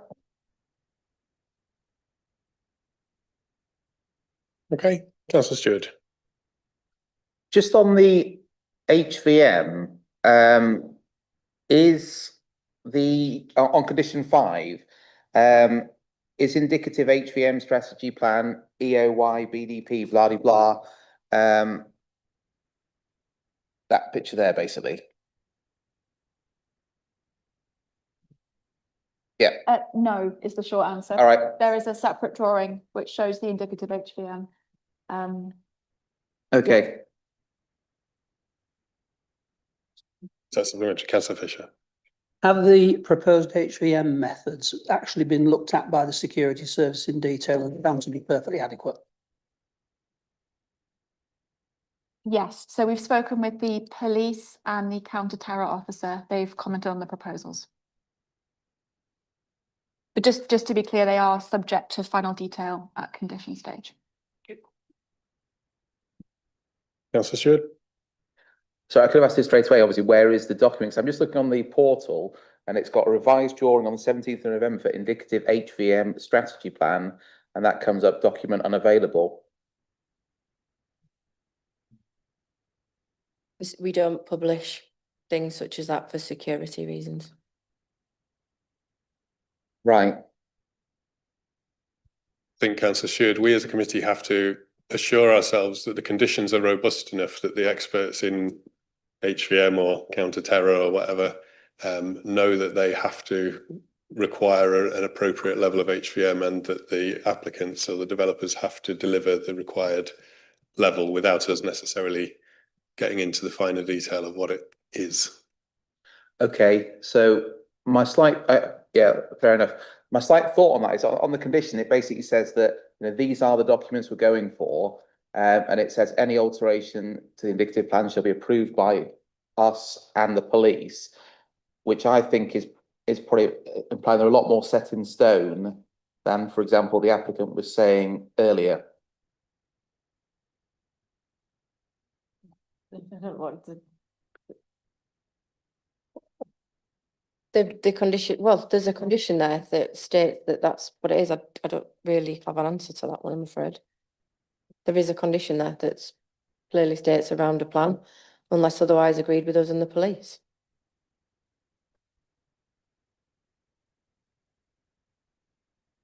Is that sufficient, Councillor Stewart? I think, as I said previously, I think the understanding has to be, from a committee perspective, we have to assure ourselves that the conditions are sufficiently robust to ensure that the appropriate level of request and delivery is met. So I suppose what the detail of the plan is not necessarily the thing that we need to concern ourselves with. It's whether the conditions are robust enough to ensure that an appropriate plan will be appropriately delivered. Okay, further questions, or are we happy to move into debate? Looks like we're happy to move into debate. So just to remind you, I'm not looking necessarily for a proposal at this stage. I will specifically ask for that, but I am interested to hear what people's views are and thoughts are, and if there are things that need to be pushed around a little bit and discussed and bottomed out, this is the time to do so. So who would like to start us off? Councillor Whitcroft. Yeah, happy to kick things off, Chair. Obviously, this is an exciting site with a lot of potential. It's a really complicated and difficult site as well. I'd just like to thank everyone involved for the, I think, the sensitivity and the maturity that we all showed there. It's obviously difficult dealing with a site such as this. And it's complicated around not just with the 1190 massacre, but also, as the interfaith brought up, Robert Ask, and the public executions that took place there. Ostensibly, it's a pretty grim part of the city when it comes to the history, but it's also where William Wilberforce gave his speech against slavery in 1795 as the MP for Yorkshire, which is obviously a tremendous part of our history as well, and the balance there is incredibly important. I'm agreeing with Councillor Stewart's first question that he raised, and it pains me once again, I've said this before, ultimate other planning applications, given more representations, you know, at 4:30 when we turn up, especially with a site as complicated and difficult as this, really didn't help. I would really appreciate it, Chair, if you could follow this up again and make sure that there is a firm deadline that's enforced, where if we get representations after that, they shouldn't come in front of us. I think it's fair to say, just as we don't listen from public speakers again once they've had their chance to speak. The rules are there for a reason, and one of the representations, no, I won't do that again. But yeah, I appreciate, I appreciate the point Councillor Stewart made, and I want that to be clear as well, especially with the site as sensitive and important as this. We need to make sure that we pay homage to the site and ensure that its legacy is preserved. But I think we can all agree that a noisy, polluting car park right now does not honour the site's legacy at all. And I'm satisfied with the council officer's answers. You know, we're not a business. We're here to represent the whole of the city. And although the cost will be significant in the reduction of the car park, I think that the balance, the planning balance there, improving this site is going to be much more effective, giving the city a fantastic green space in a part of the city that kind of lacks them, I think. I don't want to risk throwing out an obvious improvement to the city centre, but I definitely see the views of the Jewish community. They can't be ignored. Their disappointment there in the reduction in the space of the Memorial Garden from 65 square metres down to 57 square metres, and the movement of the location, as is the reduction of the seating. But I am hopeful, as we discussed around the traffic, that a reduction in car parking spaces there is going to really change the ambience of the entire site. With the reduction in traffic on Clifford Street, I'm excited to see what that does if we go forward with this. I think there's, as with every application we ever deal with, the engagement we need to do along Blue Badge parking for the construction permits and that sort of thing, to make sure we keep Blue Badge parking. Exactly the same thing, continued consultation with our Jewish community and our interfaith community to ensure, if we are to implement these plans, that their views and concerns are well represented. It's a really important site. I think this is a massive improvement that we see in front of us from the car park there that I don't think the city has, that it's not the right place for, certainly. I'm leaning in favour of approval at the moment, but I think that the debate will be an interesting one. I'm looking forward to hearing what people have to say. Thank you, Chair. Thank you, Councillor Whitcroft. Councillor Fisher. Thank you, Chair. I made my views on the Castle car park well known at the last meeting, which the press managed to pick up, so I won't repeat them. I think it's an abominable site. It's totally unsuitable for the environs of a major landscape feature in York, and I thoroughly welcome the idea that a scheme has been brought forward to actually get rid of it and produce a much nicer public realm. However, I have some considerable concerns about it. One, I totally agree with the public speaker that the Memorial Garden is inadequate and in the wrong place. I would also like whatever memorial garden there to be suitable for other faiths and perhaps to work as a peace garden because we've seen some horrendous conflicts around the world, we still are doing. And the more we all have a place to go and pray for peace or whatever, whichever way we choose to do so, the happier I will be. I totally think that the radial path, which radial would go right through the middle of Clifford's Tower, so I think it should be circumferential path, is complete nonsense. I don't see why it's there. It just acts as a sort of barrier between the tower and the rest of the city. If you want to walk around it, you can do. You can walk around the footpath that goes around it already. I'm not quite sure why that's in there. I still have doubts about one of the trees, tree 39. It's got a TPO on it. Tree 40 has also got a TPO on it, which has never been mentioned in the report, but it's in the actual tree survey report. And I don't like cutting trees down with TPOs if they can be preserved. Now, the cost of keeping that tree will be the loss of one blue batch space. Now, I might be upsetting some of the public speakers by saying that might be a trade-off I could support, although I suspect if we really put our mind to it, we could find a blue batch space somewhere else on the car park to compensate. But that tree is a particularly lovely lime tree. The T40 is another nice lime tree. It's nothing like a significance, and it seems to overlap the crown a little bit. I would preferred that could be kept. I also have some concerns whether people will actually move to other car parks. There is some unused capacity at St George's Field, but I worry they'll go to some of the private car parks. And there could be a loss of revenue to the council, which may come back to bite us at a later date when we're looking at budgets. So I'm at the moment moving towards not supporting this application, though I don't think that the criticisms I have of it will be unsurmountable, which is why I would like a deferral to actually allow the officers to go back and look at how they can tweak it. But if I'm not allowed that, I probably, at the moment, am moving towards voting against. Thank you, Councillor Fisher. I just need to be clear on advice from officers that the revenue loss or not loss from council car parking is not something that is material to our application. We have to determine the application that's before us, and we wouldn't normally take into that sort of thing into account for any other application. We're acting independently of the council in this forum. Okay, further indications. Councillor Watson.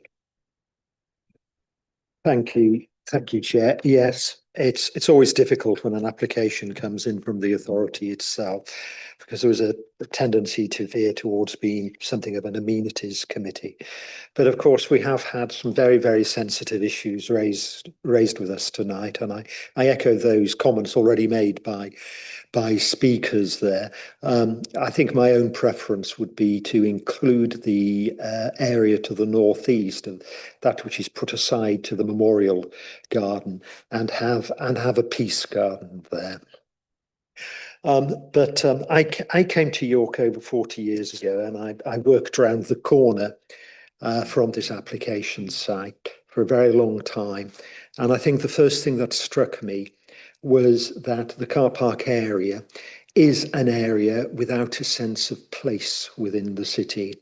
In reality, what it is, it's the demolition site of a 19th century prison with a little bit of intervention before the Second War when foundations were put in to build a new town hall, which never happened. So against that background and the background of Coppergate 2, which Dave will remember, the development brief, which I oversaw in the noughties, plus the applications, the proposals which have come through in the intervening period, it is with great relief that I see an application such as this before us today, and there's an awful lot to commend it. Sometimes less in a scheme is best. You can overcomplicate schemes, but the distinctive feature of this whole area is that we have a medieval scheduled building and some very distinctive 18th century classical John Carr architecture, grade 1 listed. Those buildings on their own are sufficient to give the area its shape and its form, and therefore to come forward with a scheme which complements the setting of those buildings in the public realm sense is very important indeed. And I must say, I think the scheme achieves that. But, and here comes the big but, I can't help but feel that this is a rushed application, and by dint of the questions which have been raised tonight, that tends to support that suggestion. And the aspect which concerns me greatly is the lack of solutions to the loss of a very large number of car parking spaces, 268 parking spaces, on a site which is probably the site closest to the centre of York. I was very interested to hear Councillor Melling a few minutes ago talking about those local residents who use this car park or as for home parking as opposed to visiting parking. And quite clearly that's going to have a very significant impact. But I did a little bit of rough modelling. And if every car stays for 2 hours and has a spend of £30 within the city, that is a revenue loss to the vitality of the city centre of about £10 million. Now, I don't say that is an actual figure, but that is an indicator of the magnitude of the effect of losing this sort of car park so close to the city centre, where vitality of the city centre is on the front of the agenda, as is in so many towns and cities across the country. It's we need to evaluate the economic impact within Chapter 7 of the National Framework, and I don't see that addressed in the report. And I don't think it came over from that which the officers were saying to us. So I'm coming to the conclusion that it's premature to determine the application without us being able to consider in detail those aspects. Thank you. Thank you very much. Councillor Merritt. I am slightly concerned at some of the arguments that Richard and Councillor Watson and Councillor Fisher have put forward, because they're actually trying to bring in issues that are not for us as a planning committee to decide. They are the issues that were debated by the executive when they made their previous decisions on the remits and proposals for the car park. They are arguments that should have been dealt with then, and obviously were to a degree in terms of paper. And Ben Murphy made the point in terms of the earlier questions about the car parking arrangements. And I think there's a bit of scaremongering going on about the car parking. It is a loss of car parking, but we know that people, quite a large number of those people will continue to park in the city, but they will park in different car parks. And we know that from those previous papers, that for the vast majority of the year, there is more than enough alternative car parking for those people to use. The executive paper also looked and proposed to invest in improvements to the Piccadilly car park, which is just adjacent to this site, to make it more user-friendly and attractive for those people who still wish to drive in and park in the city centre to use.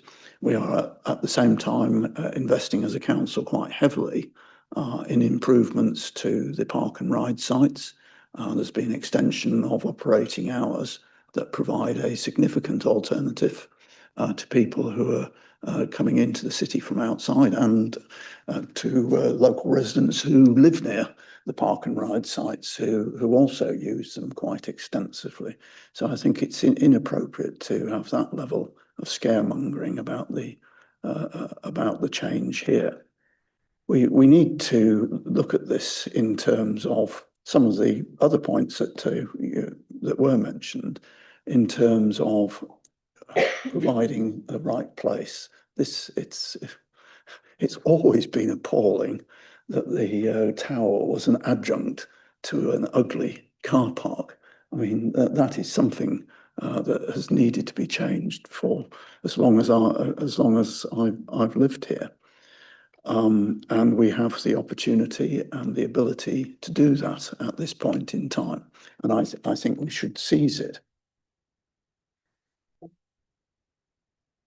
There's obviously, I have mixed views about whether we've quite got the balance, the council's quite got the balance right in terms of the design, but it has been through successive iterations, extensive consultation.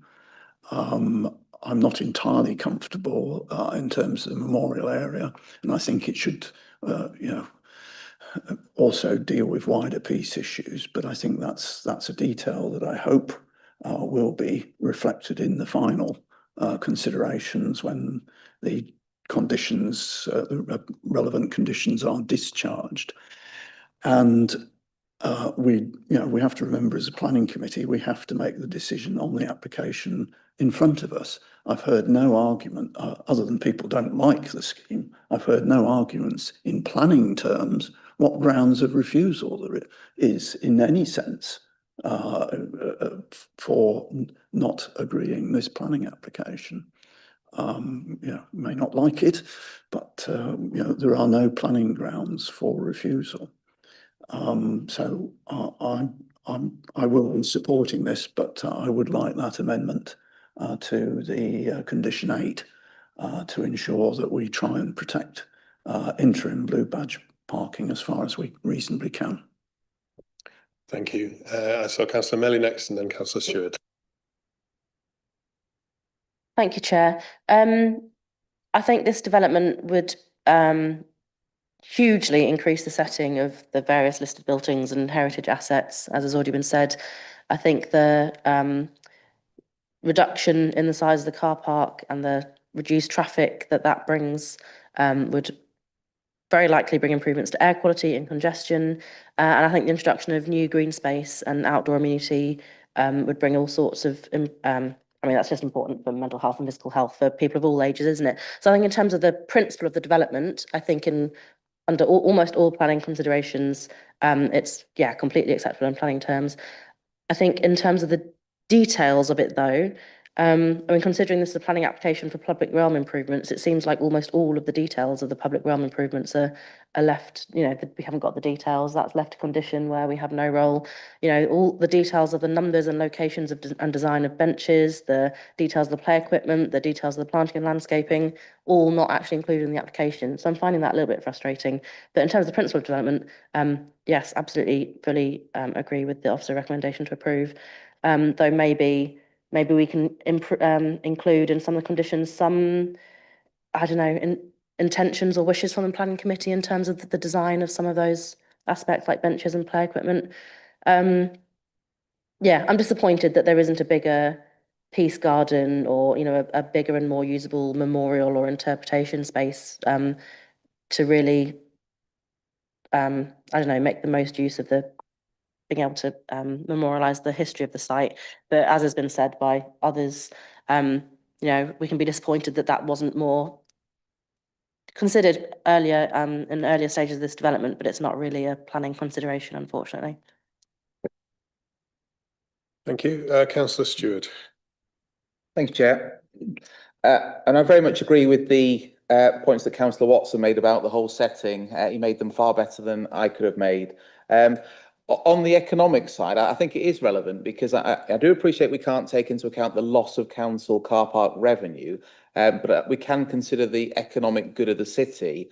And in terms of the number of people that are parking in the Castle car park, some will be displaced by the car parks, some will get the park and ride, but I do think fewer people will come to York as a result. And I do think that will be a loss of revenue for the city overall. There's lots of things that we sort of say with the however. We'd like to see something different with the Peace Garden, Memorial Garden and those sorts of things. I don't think, to sort of echo Councillor Merritt's point, I don't think there's any of those which are getting above the barrier of significant enough to be a grounds for planning refusal. It's about the scheme that we see, whether we like it or not, or whether we'd have changed it or not. But mindful of the economic what I view will be an economic loss, I just fundamentally focus on every scheme has a before and an after. I've lived in York all my life. I've only ever known a car park there. I've never thought it's a particularly bad thing having a car park there, but obviously when you think about it, you realise how ridiculous it is. And so I'm looking at the decision almost the other way. If we had currently what is proposed in this scheme outside Clifford's Tower, and an applicant came here and said, I'd like to create an additional 268 parking spaces, we'd laugh it absolutely out of town. It wouldn't be considered for a split second. And so we're doing the reverse. And if we're doing the reverse, we're by definition improving the situation significantly. So I do think from a purely pounds, shillings and pence point of view, there will be an impact, an adverse impact, but for the good of the city and the good of the heritage assets, I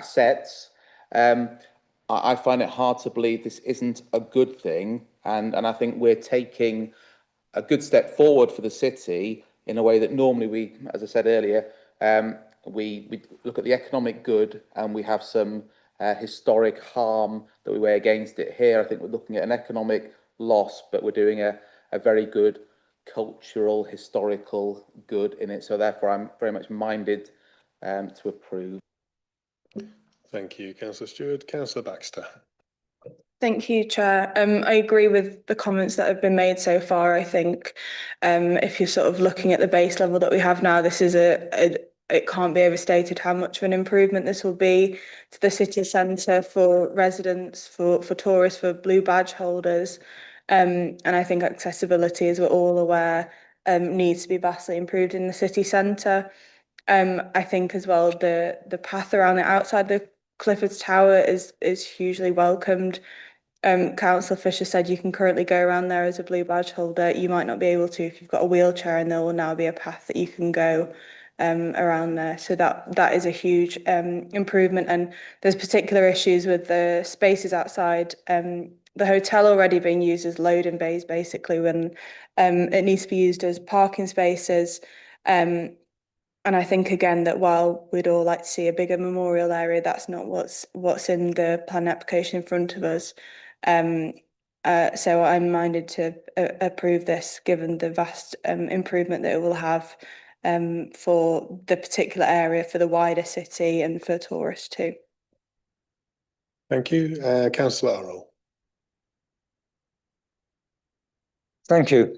Lord Mayors go to hundreds of events around the year, community events, commemorative events, civic events, etc.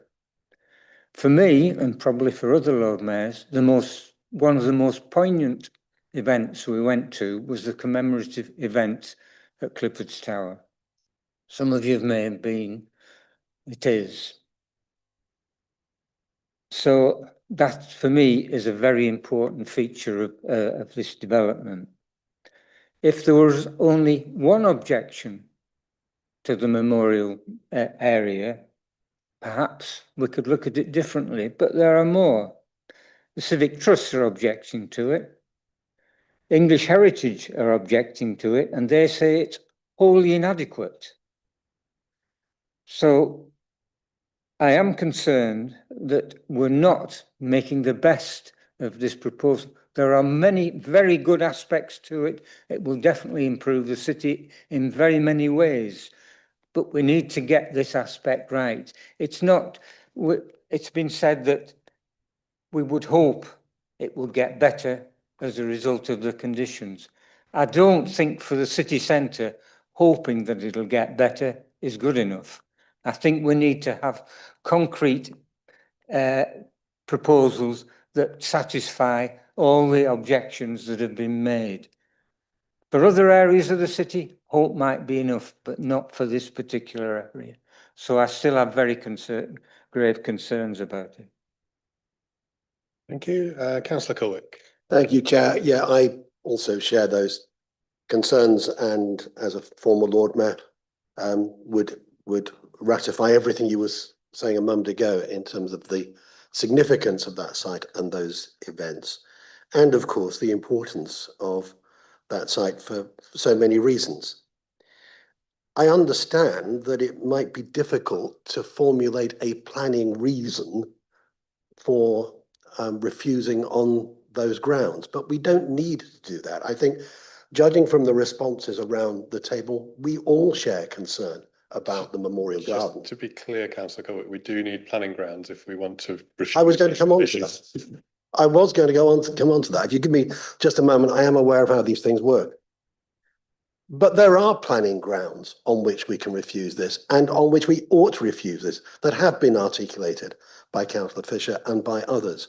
And I think that gives us the opportunity to allow a little more time to come up with something that we would all be happier with, that the city would be happier with. We would be doing ourselves no service and the city no service to approve this as it stands. We don't need to do that. And I will not be voting in favour. Thank you. I think everybody has now spoken. I'm happy. I'm just not sure if people are suggesting they want to say something more. Councillor Melly?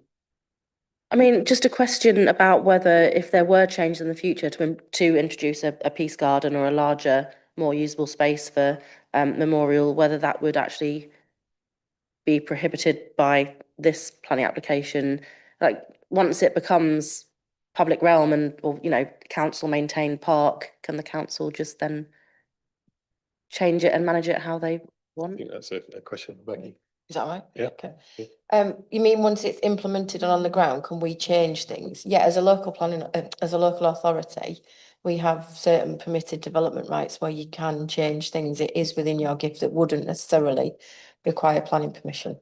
It's before it's done where it needs permission. Councillor Stewart?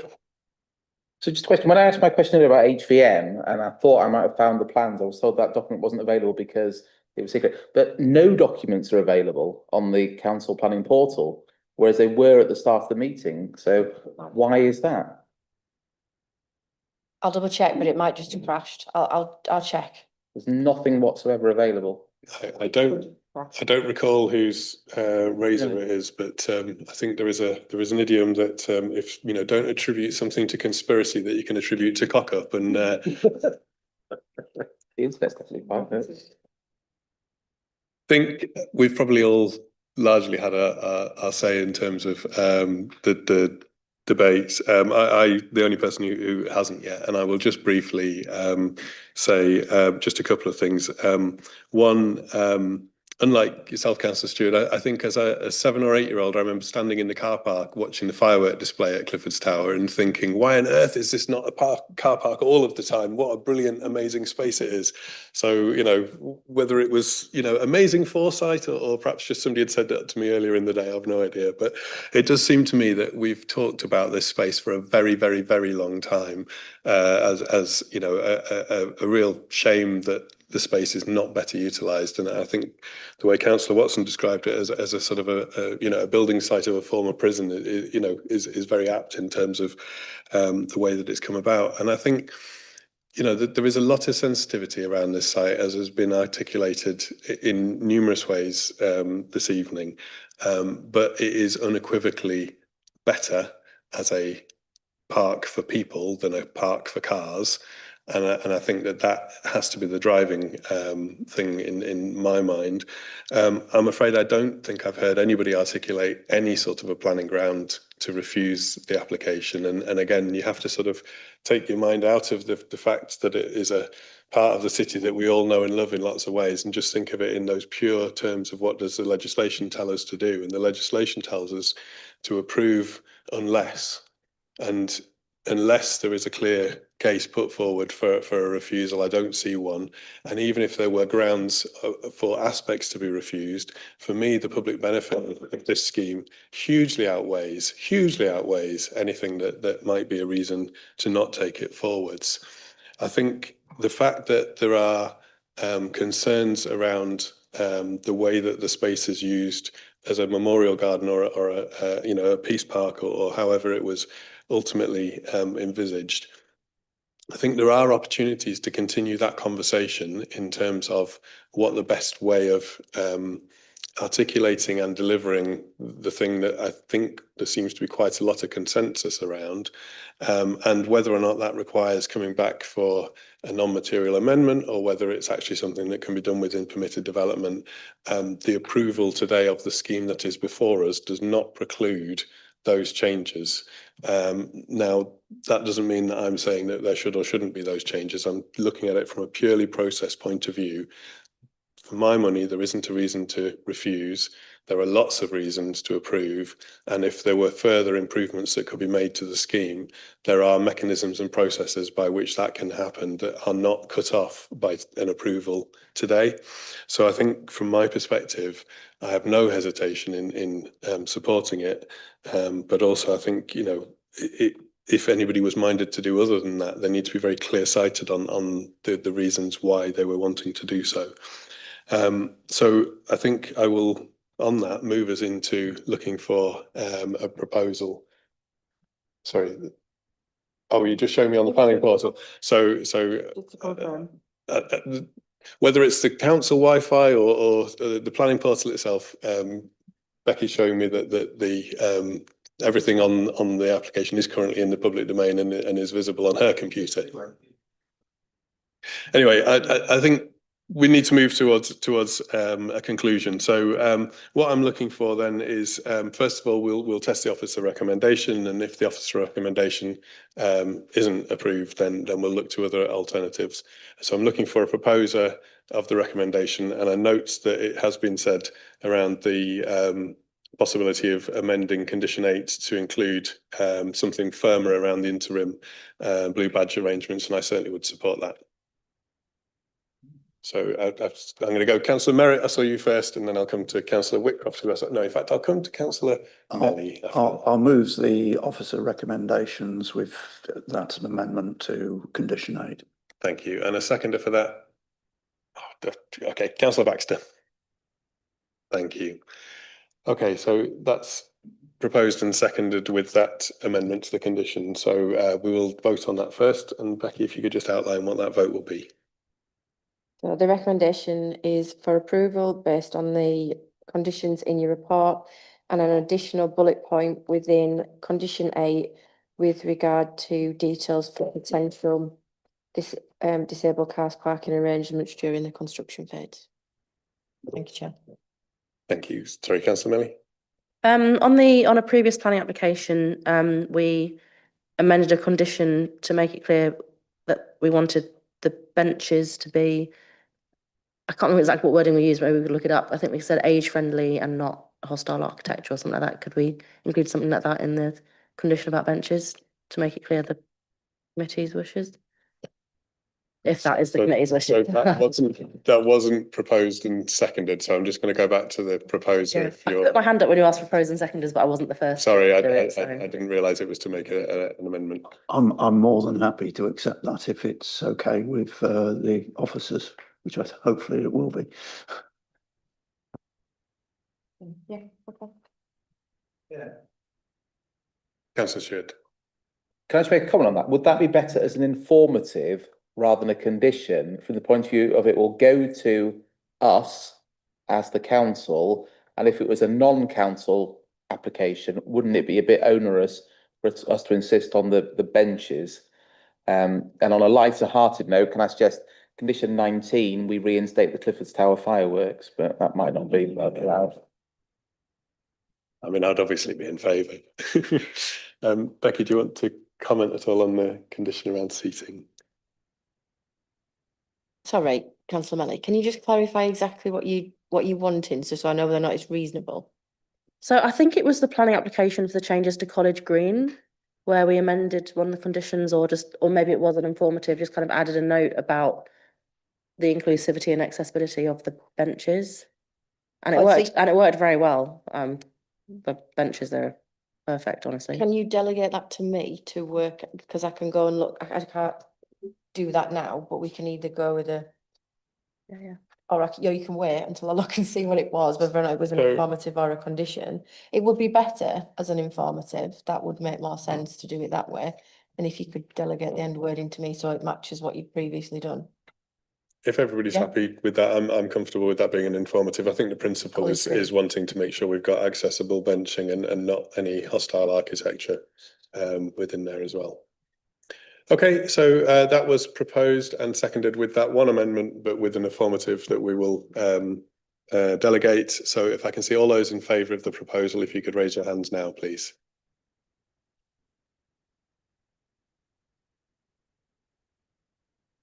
Okay, lower your hands, and all those against? And any abstentions? Okay, so thank you, everybody. So that's 6 in favour, 2 against, 2 abstentions. So that is approved with those amendments. Thank you, everybody, for your time this evening. And I think that that will ultimately be a really positive change for the city. Thank you all.